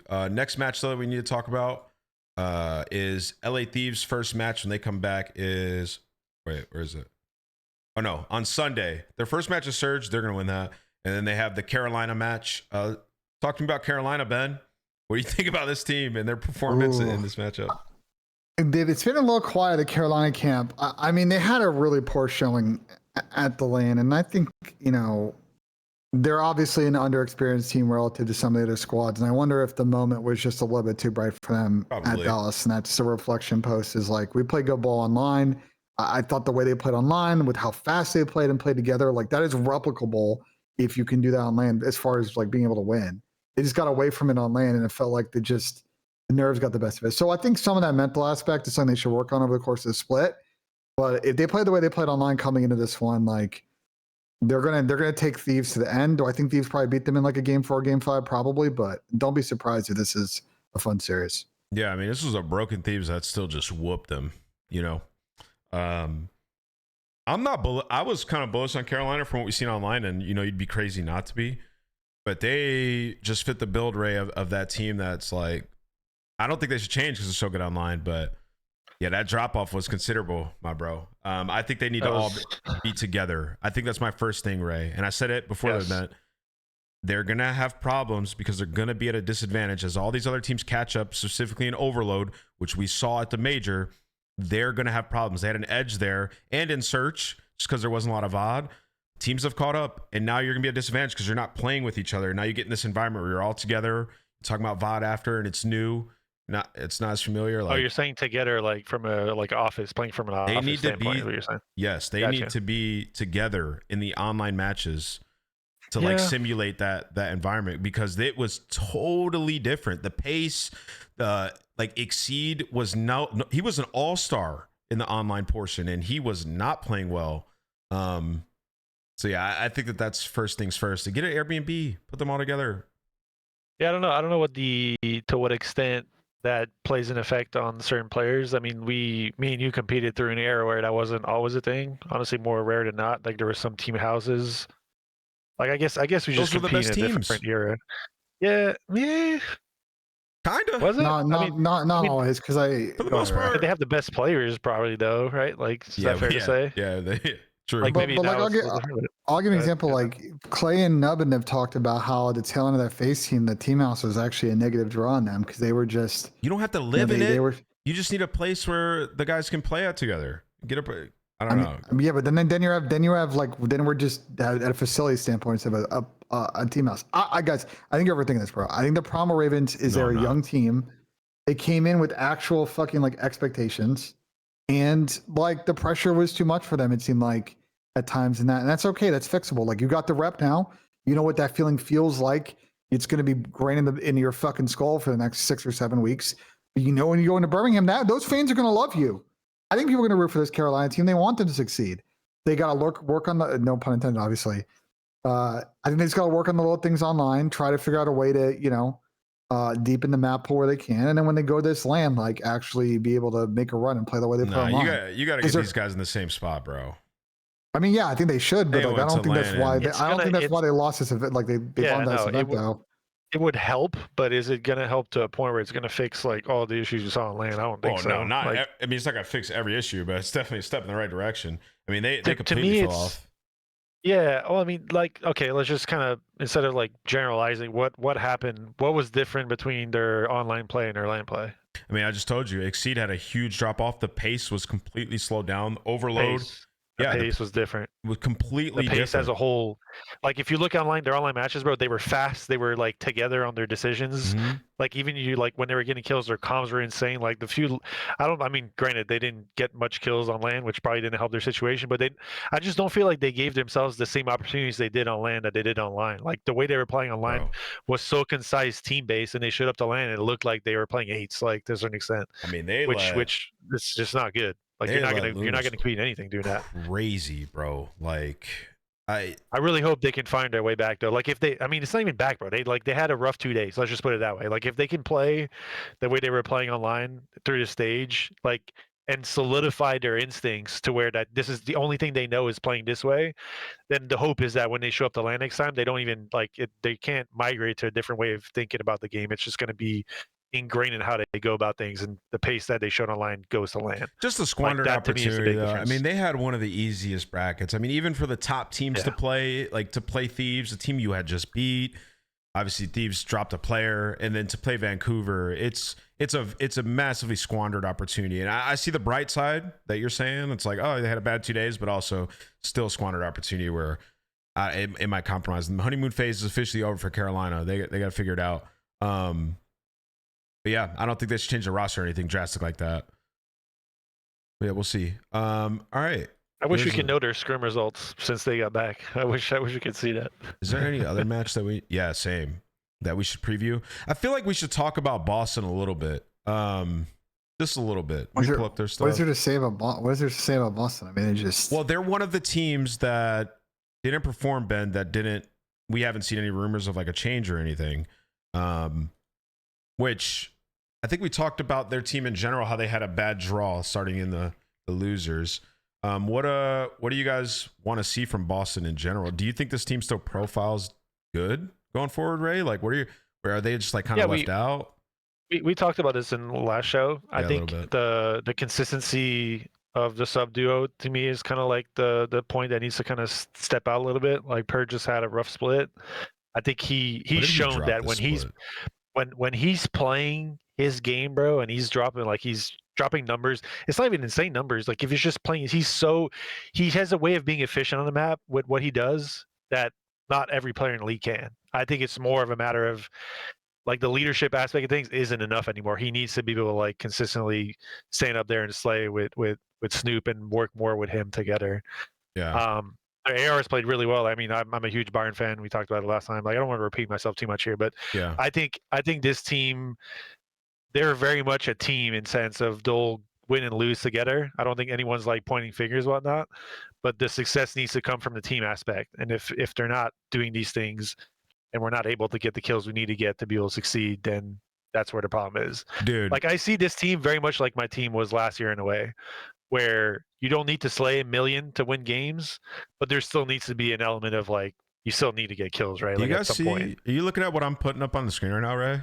With Purge? Yeah. So Purge is the #1 hardpoint damage for 10 minutes in the league. That's sick. He's also 4th in assists per 10 minutes in the league. But then you move over to this. Let me get rid of this. That's per 10, brother. That's per 10. D per 10 is DUS. What? Yeah. It's a damage. That's not damage. Damage that's okay. That's per 10. He's also dead last in non-traded kill percentage. So there's some crazy shit going on with his game right now. They just have the least, bro. The best way to put it with their sub duo is the least. C9 situation aside, because you don't know what the team's gonna look like. It's the least impactful like sub duo in the league right now. Yeah, like there's some weird shit going on in their camp. And like they had a really good playmaking like momentum last year, especially on maps like Vault that made them like a very tough team to beat. But just like on say like Scar, like they just I don't know, bro. It's just like I think Purge has just got to candidly just play better. Like, and if you can't play better, they're going to be in a really tough spot because they're just at such a kill deficit that like no matter how straight up they play, they're just unable to just win a team fight. So if they can get some more gunning out of Purge, they're going to be a hard out team, especially in S&D. But like, because they went 2-2 in game 5s in particular, like they were fairly icy there. But like, I don't know, bro. The hard points are a problem. Spence isn't going to be able to make it, by the way, so we won't have our League Ops map talk, but maybe next week. No worries. Let's do some call-ins before we end this episode real quick. I'm gonna drop the link in the chat. Ben, do you think Boston will be able to make some Sundays this year? No, At the moment, no. I don't think so. League's gotten better. Change. You League's do, gotten right? better. You think that's why. It's right now. The momentum, I would say no. As So, its like, current stance, I would say no. I do think. I mean, again, like Wake wasn't necessarily playing bad last year. I just think how Byron was playing last year and how he's playing so far this year, you would have thought this team would just gotten better. Well, the rest of the teams got better. But though. yes, I agree. Yeah. The rest of the league got better. No, that's fair. And they're just improving at a faster pace, and they're kicking things off. Boston play Optic, Riyadh Thieves. Bang, bang, bang. There's 3 tough ones. It's a hefty start, yeah. Yes. It gets a little bit easier, obviously, as time goes. They play every team. You're going to play every team, so you're going to have your easy matches at some point. But yeah, you still need. Like, how many wins do we think that split is going to be to? I mean, obviously, to have a chance. There's a top 6, right? Top 6 guaranteed, and everyone else is not. Top 6. Everybody else is a plan for top 6. You're probably thinking you got to go. It's top 6. I thought it was top 8. Top 6 guarantees that you're in the bracket. 7, 8, 9, 10 have to play playing games. Yeah, the top 6. What do you think? 7? I think 7 is probably a fair number. I mean, the split. To be fair, with 11 matches, split could get a little super weird, but like I think 7 is probably a fair number. All right. Yeah. Load up to the call-ins, guys. We're gonna take some calls. Also, Sauce, you're asking for this. Listen, Unk cramped up, bro. In chat, I thought Bomb was playing at the backside. Unk cramped up, bro.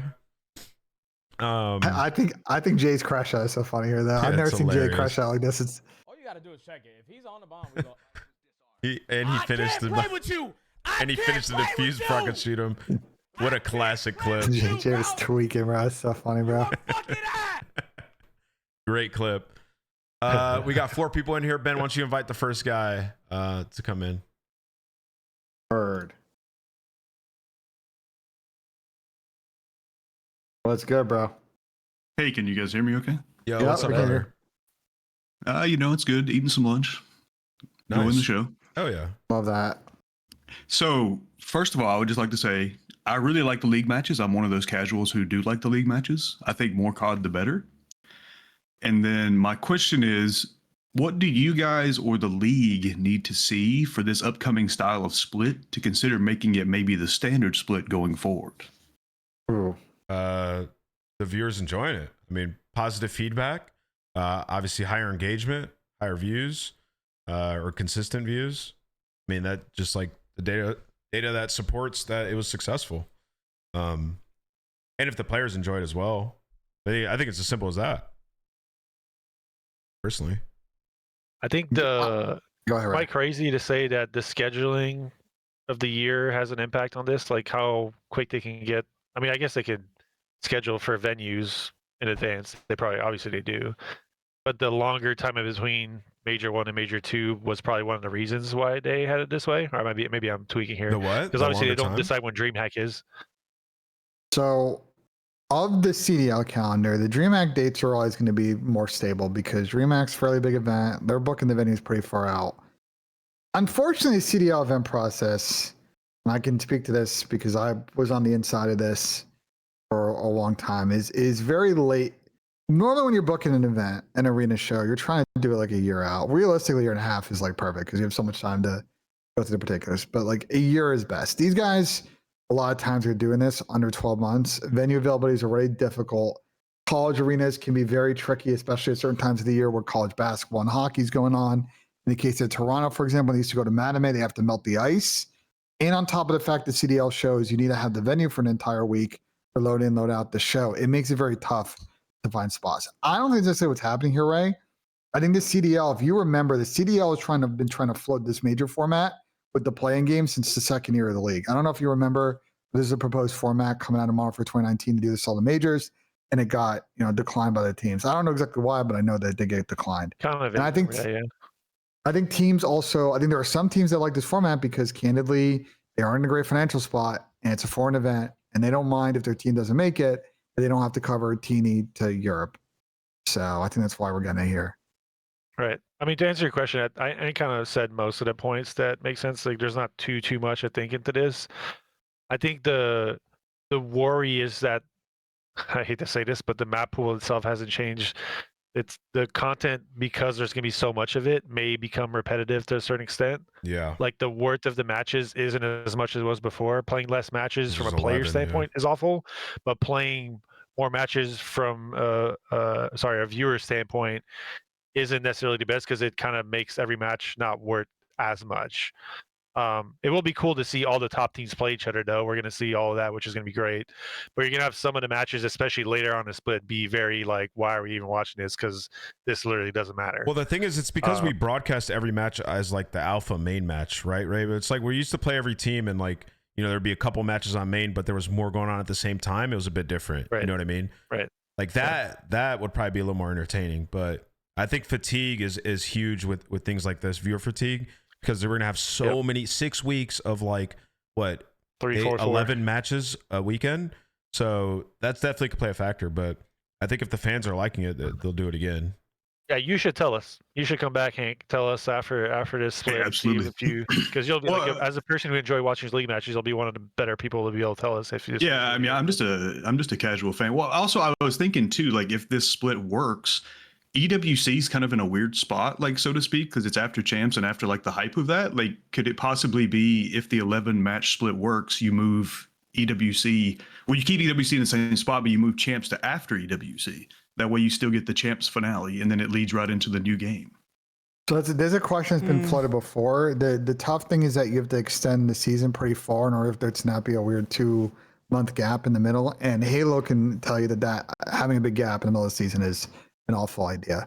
The other problem with having an end or mid-August event is viewership, because people are on vacation and just not paying attention, although we're in probably a more connected world than 10 years ago when that was an issue with MLG.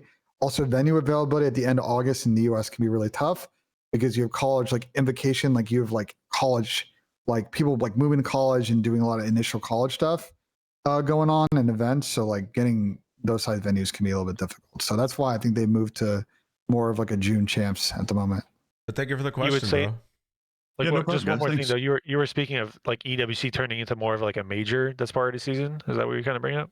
Yeah, I'm just saying, like, to me, it's kind of like almost like a lull, right? Because you have the huge build up to champs, and then everyone just kind of disregards EWC. So if you made EWC more like a major win, then it kind of seems like a better spot. Yeah, interesting topic. Interesting way to think about it. I think EWC is seen more as like an event lateral to champs. I think that's the reason why it probably wouldn't happen, but interesting way to think about it. Yeah, thanks, guys. Appreciate you. Appreciate it, man. Thank you. Thank you, brother.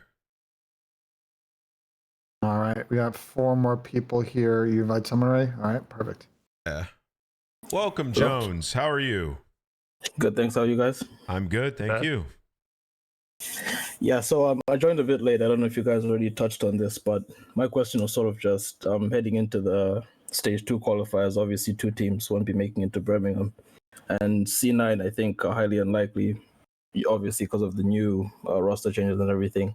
Do you think Vancouver Surge, which many people are saying won't make it to the major as well, do you think they have a chance of like sneaking into the top 10, like getting a few scammy wins against like Breach, G2 maybe, and they sneak into the top 10 and make it to the major? Or do you think they're just not going to make it at all? Well, if they do, then they're a top 10 team because you play every team, right? So teams that deserve to make it will make it. And yeah, there's a chance just based on what we saw at the major, but once again, to your point with C9, like it's probably unlikely. But that hinges on like the performance of Carolina and like a Boston. Those 2 teams that, they gotta outperform those type of teams in their tier. It's gonna be very tough though, man. Like Surge were abysmal online. The play-in is at the venue, right? It's in Birmingham. I think it's unclear where the play is. I assume it's LAN, but Online would be insane, but I mean, it would make more sense from a team organization standpoint for it to be online, so you don't have to travel your team out to just play potentially one match and be out. I guess that's the same for a regular major when you think about it. But yeah, I don't know. It's it's an interesting thing to think about because you don't really get to cheese your way out of maybe having a weaker split. You do have to play every team, so it's depending on if you can sneak out some wins against teams you maybe shouldn't beat consistently, but also beat the teams you need to be beating. It's tough. They lack the I don't want consistency to do it. Yeah. Like I mean, we did see a little more out of on land. I'll give them that. So hopefully that was like a stepping stone towards maybe potentially being more competitive as things go on. But I don't think we've seen enough to really think that they're going to be sustaining to have a chance, but who knows? Yeah, it's just because like the whole general discourse that I've been seeing online is just everyone saying it'll be C9 and Vancouver just 100% not gonna make it. But I don't know. I just feel like we might get like a random. You know how like Optic last year had like the weird like 0-18 map count run. We might just see like one team sort of crumble and have a bad run. And it's just don't different recover because from you it, so- play every team and it's like 6 weeks, right?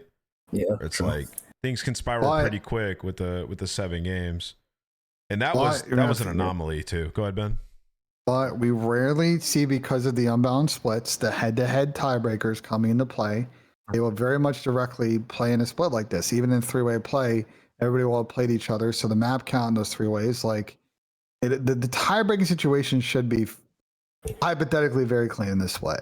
And no one should be able to choose their way in one. But, if we see more parity, if it's like pretty even and everybody's going, we see the last 7 and 6, 6 and 7, who knows? Weird stuff can happen. Thanks for the question, bro. Yeah, thanks for answering that question, guys. Actually, Cheers. 7 and 4. Yeah, my- 7-6. I was doing the My math is math. not good. I was like, right, 6, 7. That's too many games. All right, buddy. Yeah, no worries. All right, thank you, guys. Appreciate it. Yeah, I mean, it's just like that's a hard question to answer because it's like I don't want to say absolutely not, but I mean the truth is like more than likely they're probably not gonna be in. All right, welcome. What up, Persist? How are we? Hello, Hello. hello. All right, there Mike we go. Philly. There we go. What's up, Hello. bro? All right, so my question is, earlier in the show, I heard Rambo Ray say something about teams. I think it was G2 Minnesota being kill dependent or having to be That was kill Miami. dependent.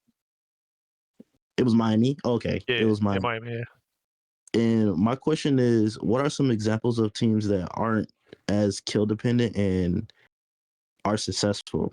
And can you explain the idea of how kills impact team systems?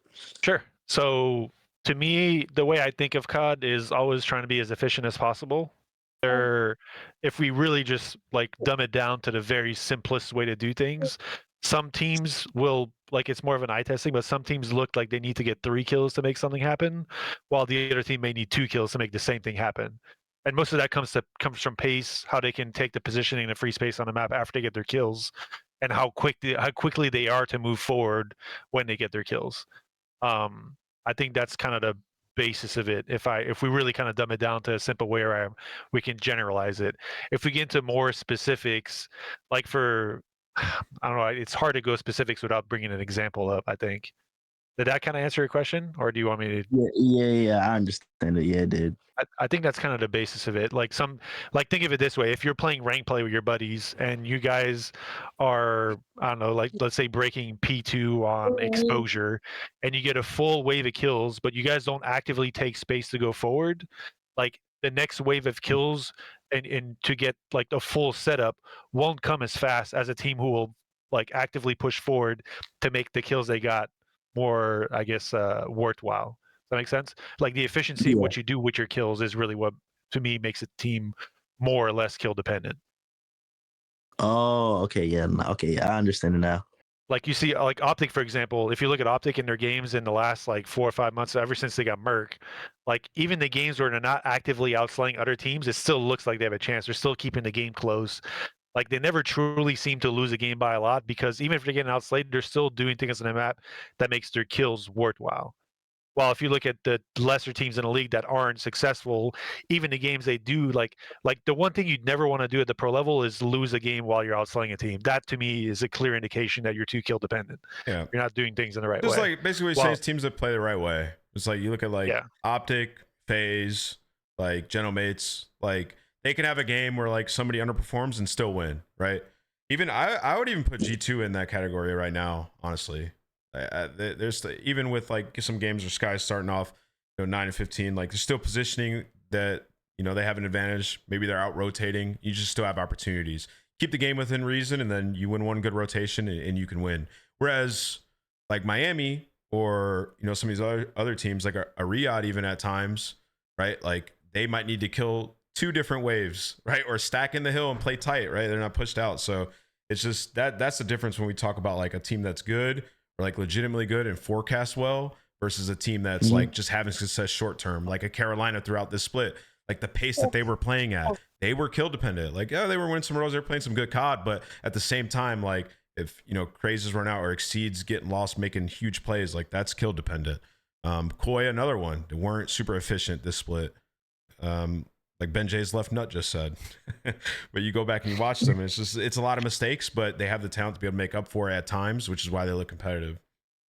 But yeah, I think Ray hit the nail on the head. Yeah, that was I really appreciate you guys for answering my question. Of course. Yes, sir.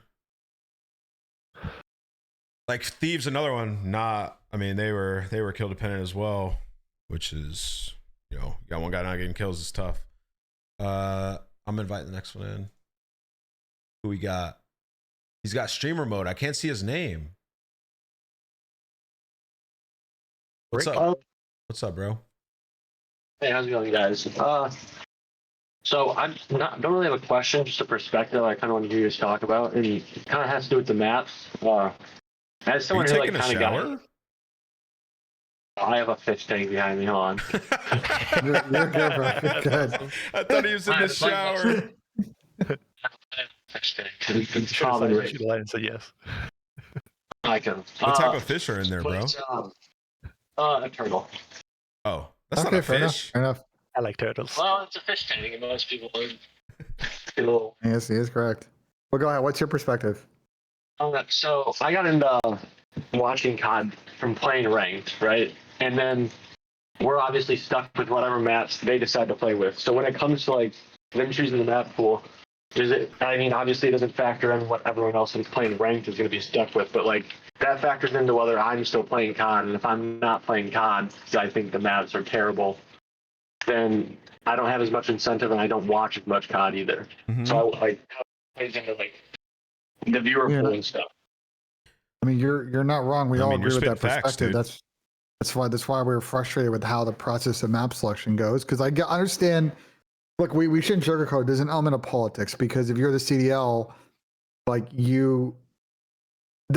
you're stuck between what's best for the product and also not pissing up the developers because you need developer support to have the CDL.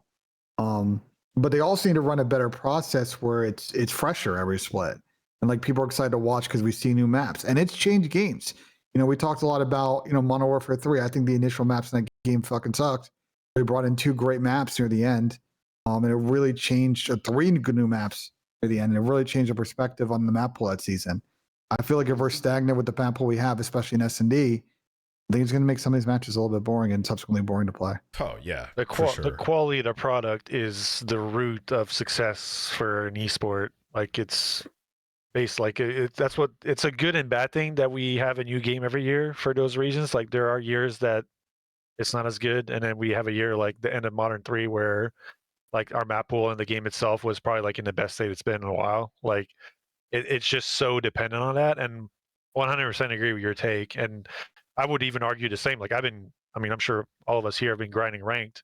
Like I've been playing a lot, and there are definitely some maps that I'm very not excited about playing when they come up. Like I wish I could just quit out of this because I don't want to play it. And so it's definitely agree with your sentiment. And from my perspective, I see like they give all the control almost, it seems like, to the players and whatever they say. Same with GA's system, and then we're all stuck with that, and it seems like it's hurting their product to give so much call to the active playing players, and then you have the retired players who have completely different takes. Listen, and it's almost like but that's not entirely this. Go ahead. Where you're coming from though, and the general like feeling that you have is facts, dude. Listen, in every other esport and every other game, there's new metas like often, very often. Now I know COD, we have a new game every year, But dude, stage to stage, like legitimately, we should be adding a new element to the game to keep it developing, keep the meta changing. Like we've all, like a lot of us have said this. And, you know, to start the year, we started off awesome, right? Like we added the snipers back. You know, there's some maps coming in where we were like, okay, next split, we're going to have some more maps for the biggest split. If they don't add new maps going into this split, it is a fumble from all the pros and the league side, point blank period. Especially with ranked right now, like a shake up in the map pool would be awesome. Like bringing in another map for everybody to learn together through ranked as the pros learn it and play it. Like this is the time to do those things, in my opinion. It's a golden opportunity. And like with other esports, they do that. So you're not crazy. That's how you get people to come back to your game as well. When people stop playing, something new gets added. Oh, I want to go try this new map, this new weapon. We don't have that as often in Call of Duty to get players to come back and to get people to get more tapped in with the pros. Like we don't have those things in our scene as often as other games do. And you know what we should do? Can I ask Brick a question? Go ahead, Ray. Go ahead. Brick, did you play ranked in the? I think it was last year when there was potential for new maps to come in, but they weren't actually in yet. They were like put into ranked play. That was last year, right? Mike Captain. Yeah. Yeah, I know they did you enjoy that? Like, if you actually actively watch the CDL product and you play ranked, obviously, like you kind of do both in the same light. Did you like playing maps that weren't in the CDL in ranked play? Yeah, I think it's a good place if they're worried about testing them, like Benjay was talking about earlier, with like having a testing setup. Ranked could be that, you know? If you just watch how people play them on ranked, I mean, obviously it's not the same, but if you want to test to see how maps work, toss them in here, you know? Well, there's another element to this, Ray, and Ray will probably disagree with me, and a lot of pros will probably disagree with me, but I think maybe not all encompassing in deciding based off this, but it should have a factor. Maps that get like exclusively vetoed and ranked, we should consider removing as well, in my opinion. Like last year in ranked, I remember people never wanted to play red card, right? And you guys like just loved it. But can we not agree that red card ended up being a really good map for the league, and it was like fun to watch? Yeah. Like it was not as fun to play early on because it was more complex. It got actually better. had like a lot of nuances. And as people figured out how to play it, ended up being like, I mean, to me, that was one of my favorite maps to watch and play at the end of the year because it's like people figured it out, but it just was so complex at the start. So like in that same light, I'm not necessarily disagreeing with your take, but like again, you got to be careful when you use certain metrics like that because the map could be. It should just play it should just play a factor. Like it should be a part of it. The fans and the people that play the game are extremely important. 100%. And if we have veto data, people just don't want to freaking play. I think it comes back to what Ben was saying earlier. Like we just need a group of people that are like actively looking at everything. I got two things to make this shit fun. The second one is an absolute hot take that pros don't like, but I think they're completely wrong. Take one is obviously what I said earlier about the competition committee. Take two, I don't give a fuck what the pros think. I think if you bring back ban and protect, it's run once at the beginning of every series. You're going to keep the meta and the game fresh every time you watch them play. That was the weapon stuff, right? Like banning certain weapons and perks and like if teams want to play straight up and play the same meta match every great. If it makes scrims hard too fucking bad, it makes things fresh and fun to watch. There's problems with the banner protecting though, because towards the end of that game, it just got to the point where we had GAs and we were like banning stuns and nades. Like, and I'll be honest. So you have a GA. You don't have a ban and protect problem. You have a GA hard restriction problem, which a competition committee would solve. No, but the competition committee would solve. Maybe. But like when we were playing, I remember, and I was one of the Chiefs teams. We just banned stuns and nades. I was like, we're just using straight gunny. That's what we did, and it was probably terrible. Like in retrospect, to compared to what we could have had in BO3 is nowhere close to how good it could have been. With how it was. And now imagine in today's day and age how fast they GA stuff. Like, bro, it would just be smoke get GA'd, smoke gets banned, sniper gets banned. What else would people ban? I don't know. It's the same circular problem, bro. There is no debate, there's no conversation on these things. It's a lot of like bitching and moaning that turns into groupthink with no actual. Well, I just don't think ban protect is the solution. That's all. I was pushing back on that. Well, I think ban and protect to me without having to like hard restrict things creates more freshness every time you watch.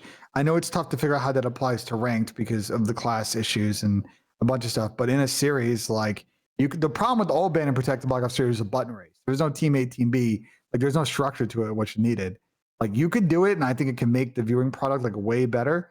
And yes, you have to figure out temporary restrictions in a more better fashion than we have now with the fucking GAs. But you do it right. I think it's gonna make the product better. Banner Protect's weird. Do you really want to see like Dashy spawn up with like no? You can't use the elo.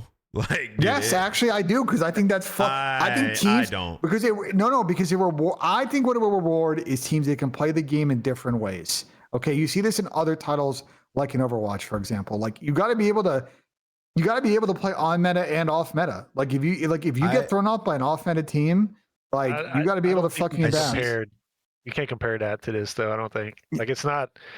There's the meta itself wouldn't change all that much. It's just more so the utils and what you're using. We would just to ban play the smoke, game. stuns, nades. Like people would just be you getting can rid make it of play like weird. Let's say you ban lightweight. Like the thing is, if everything's available on Ban and Protect, you can make the game play very abnormal. People to the are current just conditions. going to agree on what like they ban consistently. I'm telling you, I went through this. I played when we had ban. That's Protect. fine. And they did. protect the meta, but then you could just be different and force everybody to play the way you want to play. And that's a fun talking point. There's a team out there like Achilles team. They just banned all the fucking good guns. No, he banned all the ARs against us. I remember that. They just made the game weird, and like that's fine. It's you have other options of how you want to play. Like I think it would be awesome. Yeah, the pros are just GA stuff though. It wouldn't. I don't think it would work. But like I like the way it could be fun in theory.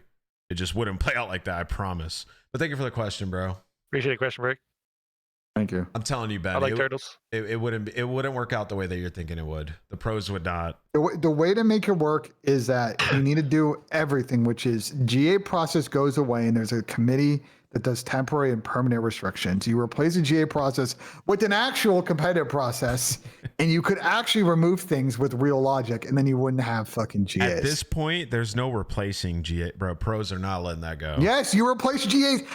You can replace GAs with a temporary restriction process. I made a whole presentation about it. It's on fucking YouTube. If anyone's curious, I'll link it in the chat. If me and Ray are in a TeamSpeak late night and I go, yo, tomorrow in our match, you're not using rapid fire. I'm not using it.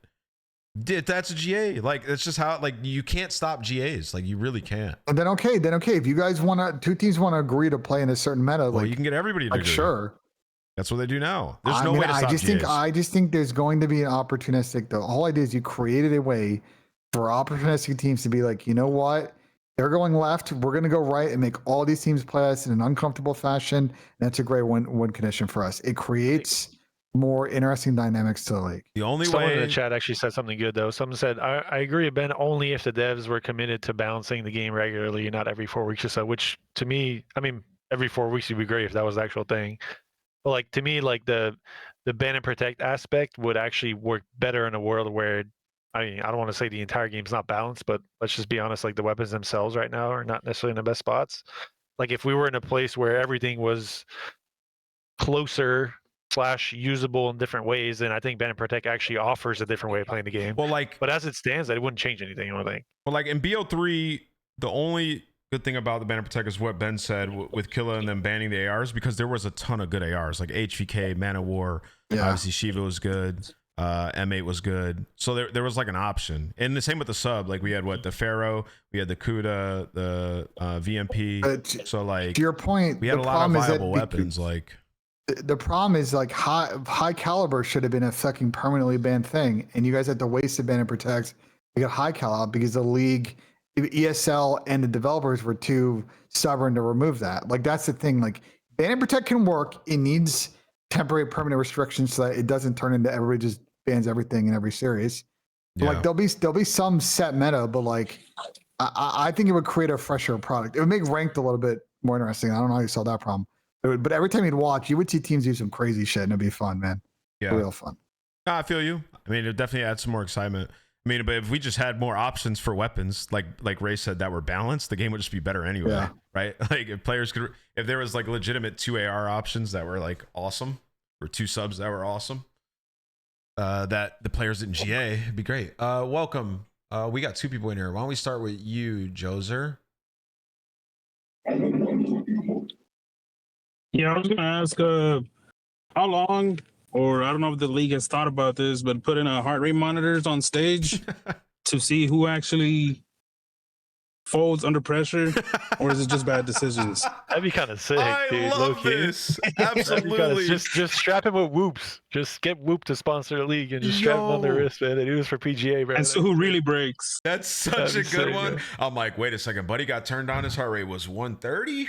Bro, when they have like the picture-in-picture 1v1 search thing, that'd be perfect to have there up there with that. That'd be so sick. Bro, that would be incredible. You just sold an awesome sponsor. We need to get Whoop or Aura or Yeah. somebody, Apple Watch, someone. That's what I'm basically about to say. Is like you can do this, but you're not going to do this for free. Like it's just adding extra cost for like you need to get this brandable so that it pays for itself. Would be how you do it. It might set some bad narratives though, because the heart rate aspect isn't necessarily a thing you break. Like it's your heart rate going up in those situations is completely normal, and if anything, for the players that love it, will actually make them perform better. Bro, But that's a great thought. That'd be sick. Sibs is sitting at a steady 80. Steady 80, bro. That guy is locked. Dante's locked, bro. Locked. Dante's I locked. was bro. more locked with my heart going up. I loved it, bro. Like love that shit. Yeah, nah. I want to dude, see Ant, your heart rate in that 1v3 at Champs Ghost. I would love to see the number there, bro. I don't know. I was locked too. It just spikes though, bro. As soon It as spikes for sure. as soon as you're in a clutch on land on main stage, that shit's going through the roof, bro. 100%. It just is, dude. That's a dope thought though, Joseph. Yeah, it is a dope thought. That's awesome. Hey, thank you, bro. All right, who's in here? I can't read your name. It just starts with an M, but it says Afro. What up, Bad dude? Chameleon. Oh, there we go. Yeah, I wanted to ask, is this C9 roster locked in? I don't know. I think it's pretty locked at this point. Yeah. Am I the only one who's excited about this? Like they get to play 3 of the top 4 teams in the first half of the split, right? I mean, yeah, I think we're all excited. I think we're curious how they'll play. I think it's just the big question is like, did they have the? And oftentimes it comes down to this in the CDL. Do they have the teamwork building blocks and the mental fortitude to grind out series? Because like the issue with some of these players when they were on Stallions last split, I know Ray, you were coaching them, is they could get to game 4s and game 5s against good teams, but they were just making the wrong decision at the end of those maps. Can these guys do it against pros? Ben Ray, hold on. When's the last 2 EWCs and the Pro-Ams? How many full AM teams have beaten pro teams? I know Omit Brooklyn last year, who'd they beat? They beat FaZe at EWC. Yeah. So they beat FaZe, but how many times have they actually like beat the pro team? It's like And Charlie's team made it through pool last year as well. chat would know. But there was at least 2. Sorry? At EWC, it's been a couple. Like we've been lucky with the EWC format because it's all the way at the end of the year that there are more upsets. When you've seen us do the pro formats at MLG events, I believe the number was like historically like 9 or 10% were upsets. Okay. I would have to ask So Rami. Rami was the data guy on that, but the number was like back then was low. But again, like a lot of that were early season events, and there was a bit more, I think, skill gap with the pros and aspects. But so to that there's point, upsets, they happen. it's not end of year, so everybody's not like dialed in on the game totally, including the amateur teams and players. So I think the data historically, like Ben just said, it doesn't favor them coming in and being a good team. It just doesn't happen often where it's all challenger players. So I'm excited for it. I'm not going to count them out. I'm just not bullish on the team, just based on what we've seen over the course of the last 5 years. Nah, I hear you. Just remember, Mad Chameleon's predicting they're making Major 2. They're making it. All right. Remember that. I'll remember that. All right. Okay. All righty. Get our boy in here. This is. Oh, I have stream mode. That's why I can't see. Now I can see it. We've had some good call-ins today, bro. Yeah, we have. What up, the Deer's You Wild? need to have like a show where it's purely Collins, bro. That'd be sick. It would be sick. I might jump around here a little bit, but I'm looking at the CDL over the past couple of years, and I'm talking mainly about like the old heads in the scene. And I feel like the game has gotten so fast to a point where I think the way that you look at the game is different, obviously. But I think when you factor in, like, we see what Kenny has done this year, and it's been lackluster. And going back to last season, it was lackluster. And I think we see this, like, with Austin this year, Slasher, over the years with, Clay not, performing up to his standard, like Lamar. I'm not trying to throw shade at them. And obviously they've had, great long-standing careers. Like no one's going to put that past. But do you think that like those guys holding on is something that's going to fade away a little bit more? Just because we've seen their performance just not be up to standards. And I don't want to say that the way that they want to play the game isn't right, but do you think it's a little bit outdated in the sense because the game is so much faster now? I like your question, and I'll answer with the simplicity of depending on what COD games coming up gives us, there's no guarantee the games will keep this level of pace forward. I think the guys who have, like all of those guys adapted 30 years, like there's not, it's not to say like all the games before that didn't need a little more pace. I think we're definitely at the height of the amount of pace that's been needed to play in compared to the past. And some of the like the base fundamentals they found success on previously were probably way different now. But I would say like overall, I think the games that we have coming up, who knows? Like let's say there's no boost jump. Let's say for whatever reason the game next year is kind of like the shift from what was the game before World War II? Was that IW? Yeah, IW. So we went from IW wall jumping, like there wasn't boost, there was just wall jumping in that, right? If I'm not mistaken, or was there in IW? IW had boost, you right? could wall run. Well, I don't know if there was. Well, you could do a bunch of stuff. Basically, more so saying like the point I'm trying to get to is we had a bunch of movement, and then we went to like super core, old school, boots on the ground COD. Like, who's to say the game next year isn't that in shift? Well, next year's IW, right? Infinity War. Yeah. So we might. Right. So we don't know. Like I think that's more so what I would guess is the impactor on what you said is more the games that we get coming up next on that sense. If they keep getting faster, then yeah, you'll probably see the shift in what we've been seeing now, and they'll probably happen a lot faster because teams are now starting to realize that those are the elements that you need to succeed.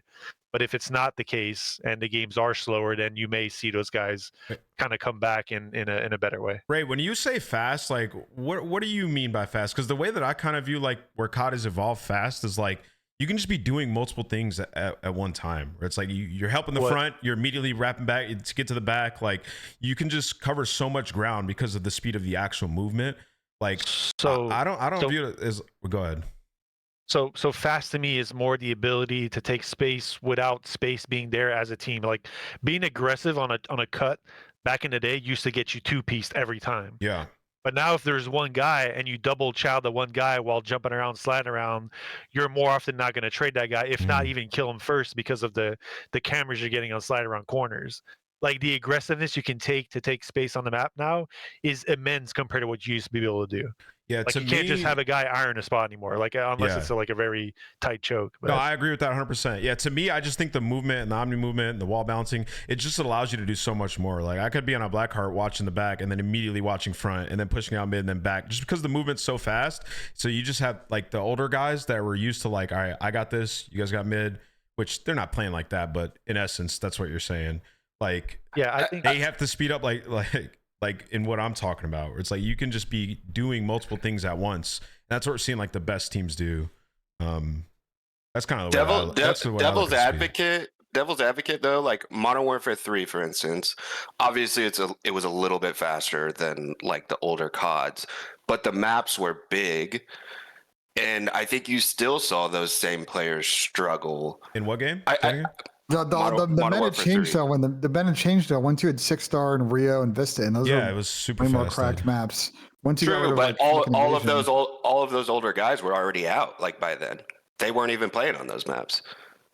I mean, realistically, a lot of the older guys got out in the first 2 years of the fucking CDL when I was construction and new generation.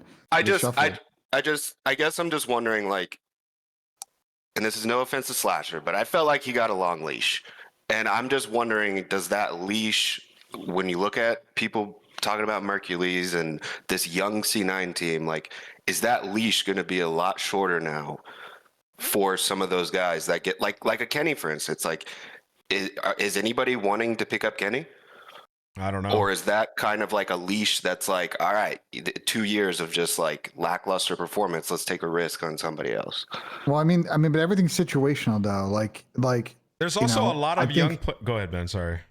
No, it's just like the C9 thing is all like team situational. They're like league performance. I don't think there's really any like good destinations like for Ken at the moment. Like, does he want to go to a C9 and play young players? Probably not. He'd probably rather take a bit of time off and then see what happens after that. Like everything, you're looking at everything in like correlation, but I don't know. I think everything is very contextual. Yeah, there's also a lot of players that come in that are young and cracked that are ass too. So it's not like oh, I know, but like the state, you can't, like, every team right now is looking for the next Mercules, right? Like, that's all we've been talking about this season. Yeah, but they were looking for the new simp fucking in like Modern Warfare 2019. Yeah. They're always looking for the next up and coming player because you pick up one of these former pros, you kind of know We've recycled the same players every year.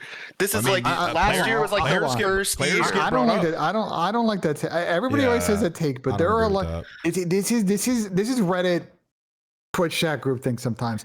If you go through the lineup of players that are coming out of the league in the last 3, 4, 5, 6 years, there are a lot more new players, first-time players than you think on that list. So yes, there are guys that bounce around a lot. Sometimes, like a Sparks had a couple of stints, Asim had a couple of stints, Reese Vivid had a couple of stints. But there are reasons why contextually they had made sense for those team situations. And on the flip side, like why they end up not really sticking through to the other end of it. Like plenty of guys get shots. I just think everybody thinks of everything in a macro sense, but like it's just. It works on smaller timelines than that. Yeah, I mean, I think we've seen a lot of Challengers players come in. I don't think people are recycling players. I mean, maybe that was a narrative 5 years ago, maybe 4, but I think we've seen a ton of players come up. I mean, NIUM just got put on LA Thieves, brother. Like, yeah, I mean, this year is different, I think, because of the Merc thing. I mean, did anybody think C9 this year going into the season was going to be a good team? I mean, you could say that they would have been a solid team. They ended those guys deserve spots. Mackin and Vivid went down to Challengers. The team that they got dropped from like collapsed, and then they did well and they upset FaZe at EWC. Like these guys deserved spots in the league. Like so, the problem there's just so the much problem with the C9 team, right, is that like talent wise they're good. They have no ice. It's tough to quantify ice, but the problem is at this level.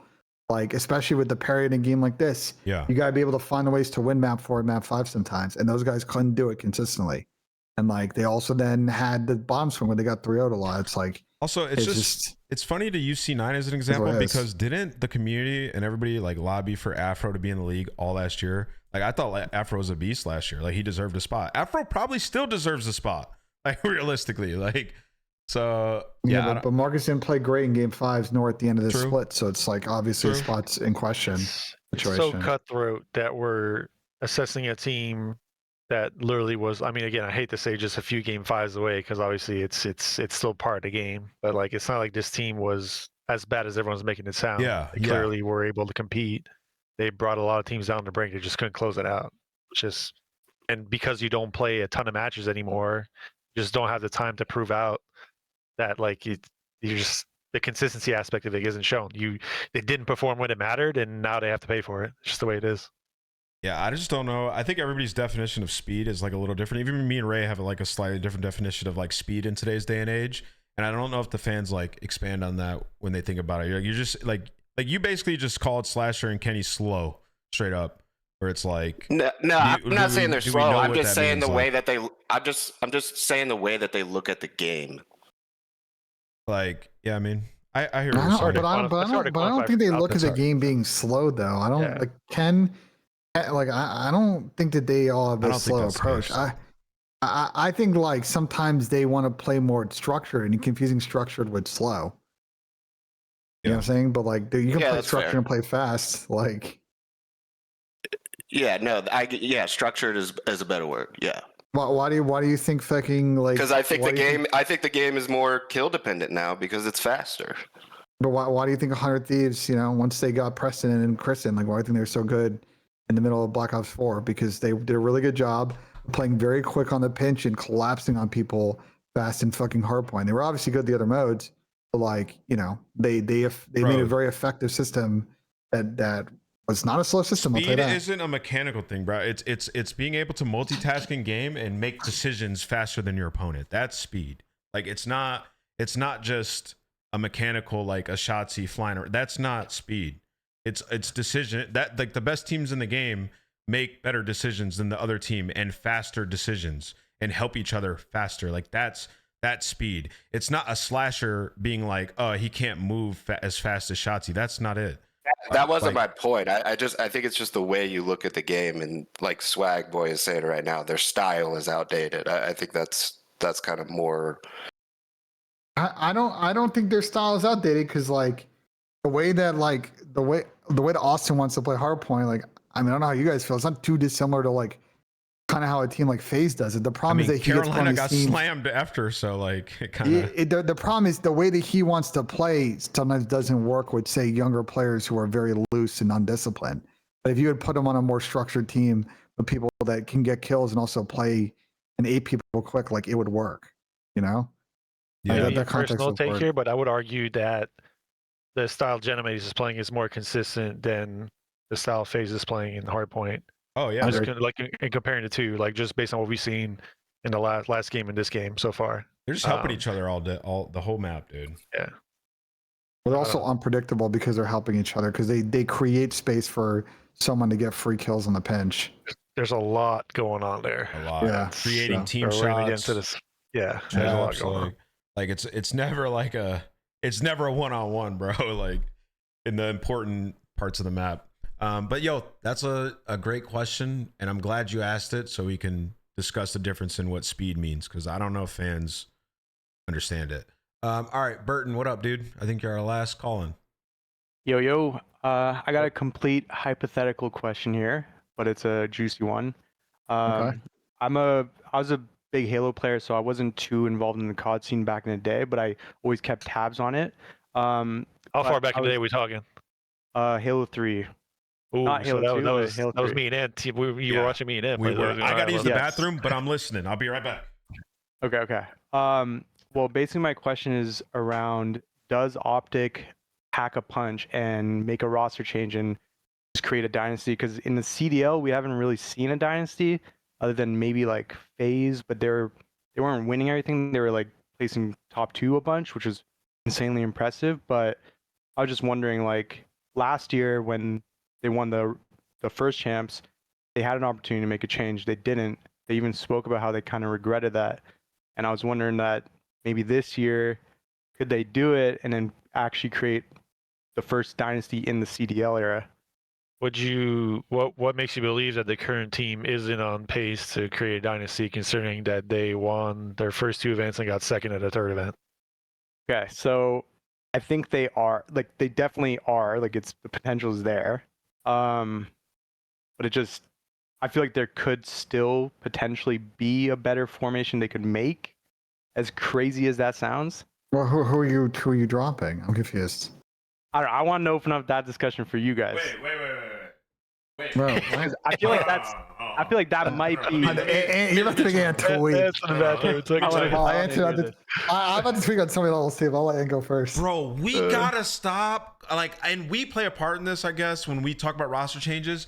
Bro, these guys just like went game 7. Like, dude, these guys played so good. Everybody balled out. Bro, we watched, I think it was the second to last match Optic had. Because like the only guy you could really be calling out here, I guess, would be Dashy, right? Or Hook, I guess. Bro, they were balling. Kyler have a great split. Yeah, Kyler is like the engine of like, wait, we like Optic fans have to have known by now, like, you don't drop Hook. Like, Hook's the guy, he's a good player, and he's been the engine for this team. Every time they dropped him, it hasn't worked. And then Dashy was taking over an S&D with the sniper. Like, he had so much value. Like, there's nobody to change. There's no one. Like, everybody's trying to get a team like Optic. This is just a dangerous, like, even talking point. It's stupid in my opinion. Sorry, but it was FaZe before this. Like, I know FaZe only really executed one of those wins, but like, I mean, Ray, you were a coach for a long time. Like, everybody's trying to chase the consistency that they had, even in inconsistent titles. It's very tough to do. I think as an Optic fan, like, yeah, maybe this year they don't win champs, and maybe they win an event, but they get a collection of second and thirds. It's going to be impressive this year because there's a lot of parity and there's a lot of good teams and a lot of good talent. And it's tough, man. It's tough to win back to back. I know you brought up all the second places, but I still think the most impressive year had in Call of Duty. Maybe ever is kind of criminal to say, but top 3 at least is the FaZe Vanguard year where they got second 5 times in a game that I felt was. Dude, that game was like going to a casino and just dropping half your money on black. Did we have 4 different winners that year? That was 5? yeah. That year was crazy.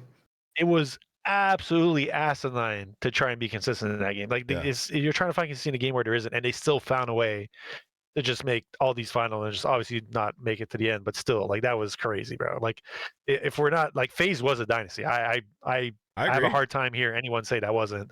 Like you said, kind of, bro. Like come on, bro. They absolutely dominated Cold War. They won what? Like the percentage winning that year was like 75% of their matches. Yeah, and crazy. they came off of a champ. They won events last year, and they got second at champs the year before that too. So like, dude, Sims average placing is what 2.8. It's stupid. It's stupid. It's dumb. It's insane. Another So question.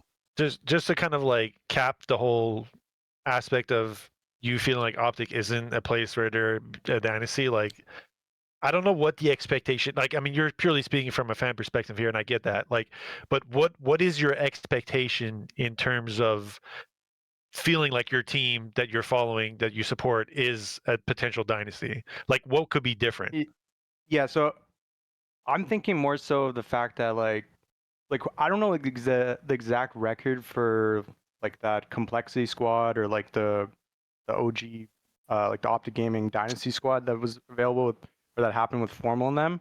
But like what were those guys looking like compared to this team right now? And I know Optic, like the old Optic team they only won one champ. So like that was a one roster anyways. But yeah, like what in comparison to like complexity, for example, when they made that crazy change and dropped Clayster for Karma, what was that team looking like compared to now? Can I answer this real quick?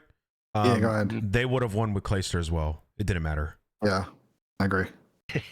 Like, no, I'm just being honest. Clay was good. Like, it's like the team was just great regardless. And the reason that team broke up had nothing to do with like the talent of the players. Damon was like having a baby. Krim was like raging about stuff. Like, it was the reason that team ended was totally different than what like this Optic team's going through right now. They just lost a Game 7 finals. Totally different. They had a very toxic team environment. Yes. I think they've all discussed in many ways amongst the different combinations with Too Quick, with Clay, with Damon, how bad it was and how it isn't going to happen now. But I would say contextually, you got to remember there is so much more data available to teams now. People know how to watch VOD, review Codcast, or look at data, look at trends, look how teams play. There's a lot more preparation you can do. And back then, you pulled up Friday and you had to play 3 games. It's just hard to compare errors as far as Can we be honest too? Like Optic didn't look like their best through the stage, and they still got second. Yeah, like, this was like their were off literally stage. one round away from winning the tournament. Like that's, I don't know what you want more as an Optic fan, but that's the worst shots he's gonna be this year, more than likely. Like realistically, you should be very happy with the team you have now, and I guarantee I'm willing to put a decent amount of chunk change on the idea that they're going to be winning a few this year. It's an interesting thought, I guess, though, like because like you're comparing it directly to the complexity with the Clay and Damon one. It's hard to compare it to that one because of the situation they were in. But I see what you're saying, like, you know, getting ahead of things, but there's nothing to get ahead of here. It's still a really good team. But yeah, I guess I'll just no worries. Back when Clay and Damon played, bro, there were like 4 teams playing full time. Now you got fucking amateur teams scrimming from 2 to 6. Not that much, but I would agree. They were playing, but like you weren't getting paid to play like the level of, you know, saying like the level. Yeah, the parity of the league is now never what it was before. Let's put it that way. Yeah, like but we were top teams. We were probably playing more matches than they're playing now back then, and more lands. Correct. So the top end was still. Yeah, like let's not do that, man, because the top end was still going hard and playing a lot of matches. So I mean, it's just a bit different. Yeah, like that was crazy. I'll talk. We could talk about it, but we were in a team house going hard. We were watching VOD. It's not like we weren't watching VOD. We were watching VOD. We were going crazy back then. The top teams were. Undertake Bird. I was gonna say the last thing I was gonna say was like just a thought, but it'd be cool to see if a team can actually go through a year where they win like literally every single event and see that type of like just dominance. But I don't know. I guess it's a bit harder in COD. So players are too good, man. It's too you know, like we might have it happen if this current prime generation. The way you usually see it in other sports and esports is when a prime generation ages out, someone catches fire with the new generation and they just play the game differently at different paces, do different things, and they just But like right now, I don't know. There's just too much parity. Everybody's like honestly so good. It's gonna be really Yeah. tough for someone to just like run the table like that. Can I bring something up on that? I'm Yeah. actually curious to get everyone's take here. Could we agree that it was harder to aim accurately in older games? Oh yeah, it's not even an opinion; it's a 100%. fact. In the era of It's games. just So a fact.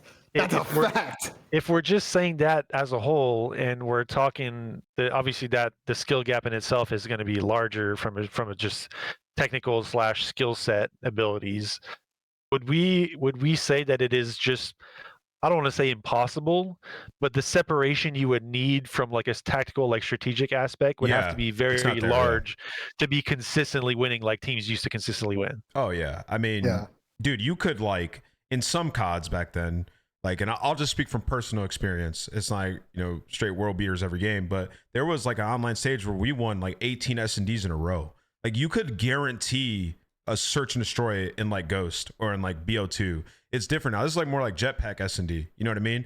So like strategically, and like what Ray said, like the skill gap kind of closing a bit and it being easier to shoot definitely contributes to that. On top of where we have a lot of really good players now, so you're just not going to be able to, like get a big enough edge over the other top teams to win every event.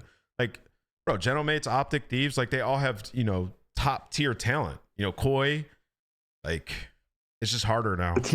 Team comps are good. People have defined team systems, and we can sit here and argue what team system is the best. But everybody's doing a good job of min-maxing their situation. So you go into an event weekend, and like there's just the range of outcomes is like a lot bigger, you know. So it's just, will someone maybe eventually do it? Sure, if the CDL's around for another 10 or 15 years, I won't be surprised if someone goes out and they win 4 or 5 events or some shit like that. But at the moment, with the way the talent is split right now, and then even next year we expect some super teams going to form. Like I think it's still going to be the same thing. Yeah.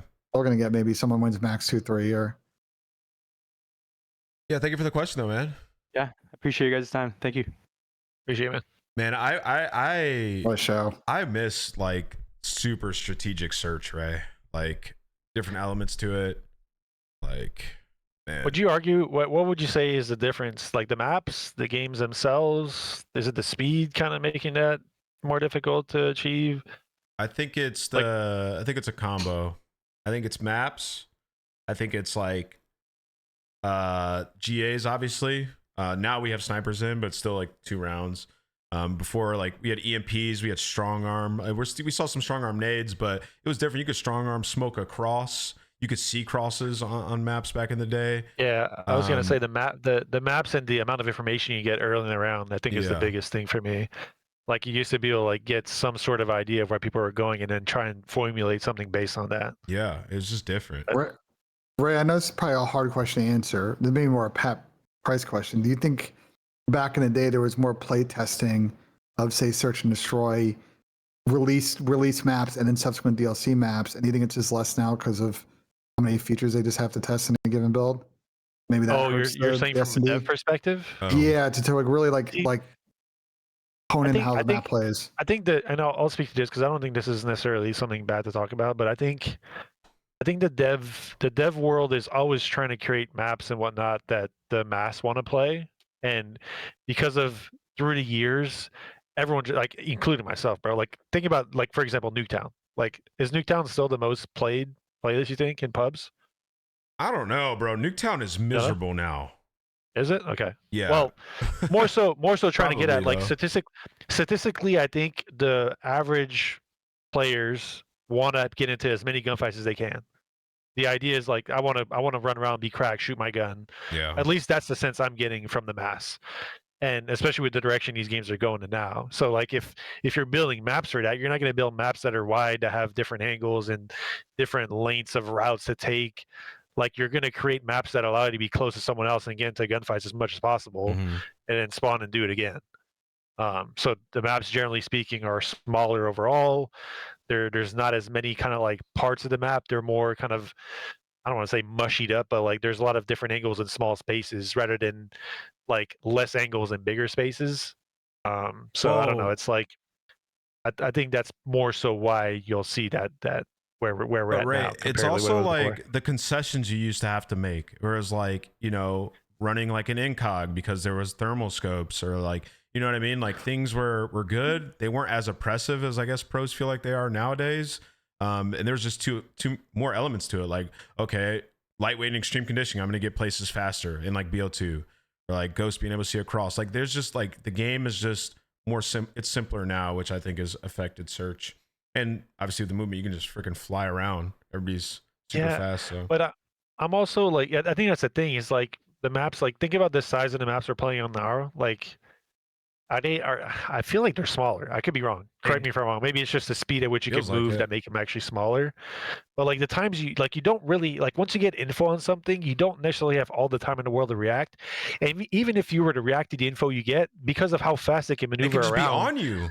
like they could be on you right away, or they could have immediately rotated out by the time you formulate a play and be structured in how you want to counter it. Like it's just so fast, things going left and right now, that I think it's just more difficult. Like the style of play cannot be the same it used to be just purely because of the pace of the game. But we're talking about like how it's hard to consistently win, and those are the reasons why SD back then agreed. you could like 100%. lock in. I'm not saying anything's better. Like I think it was better, but I'm not saying like this is terrible now. But like you guys all play the game. Everybody in chat, I would hope most of you guys play the game, and you know how it is. In search, you get some information, you're insta no hesi trying to react to that, get to a spot because you know they can be up on you, and you're ready for it. Like just think about the way that you play compared to back in the day. It's totally different. Right, it's like you don't have time, like Ray said, to just completely think and react. I also think, and what I hated the most when I competed, I mean, you're part of my teams. Like we hated maps that you could blind counter on, and yes, because of the pace that you can bring now, you like certain teams will literally build strats just based on blind counting other teams, just because they're just going to try and outnumber you on space. I'm not going to lie, like that was kind of one of our focal points in search last year. Is like we actively try and take space on a part of the map right away without even getting info. Just to eliminate it. We're gonna force our info and prevent you from taking part of the map, and then we'll play off that. But we're not waiting to get that information. We're proactively going for that information and hopefully getting kills while we're doing it. Yeah, That's and just the difference. Whereas like back in the day, you try to do that, you might run into an M8 and get one bursted. Like, it was different. Basically, like I could hold a bomb on standoff. Like they had to work it. Like they had to EMP my trophies. They had to put FMJ on, which was a concession, or they had to, they had to change their classes up and like strategize around it. COD has just evolved potentially for the worst in that game mode, particularly. Yeah, that's all I got on that. It's a good episode, guys. Great episode. Wow. I love the call-ins, bro. I really like. We should get more of them. I think there's always so many topics and things people bringing up that aren't necessarily like at the top of our table, but. If people watch the show live, we always do them at the end of the show. So even if you can't catch the whole show, we usually start at noon East Coast. We usually do call-ins around 1:30. So if you can catch the end, pop in, join Discord, and you can end up on the episode with getting your takes and your questions in for the boys. Yeah, also shout out to Benjay. I didn't know if he'd have enough to talk about today, but he was locked, bro. We were potentially going to wait till next one, but we ended up having a banger. Hopefully next week we can get Spin on, talk to him a little bit about the process in which map selection goes and kind of what's happening now. I think that'd be awesome. But yeah, we'll see you guys next week.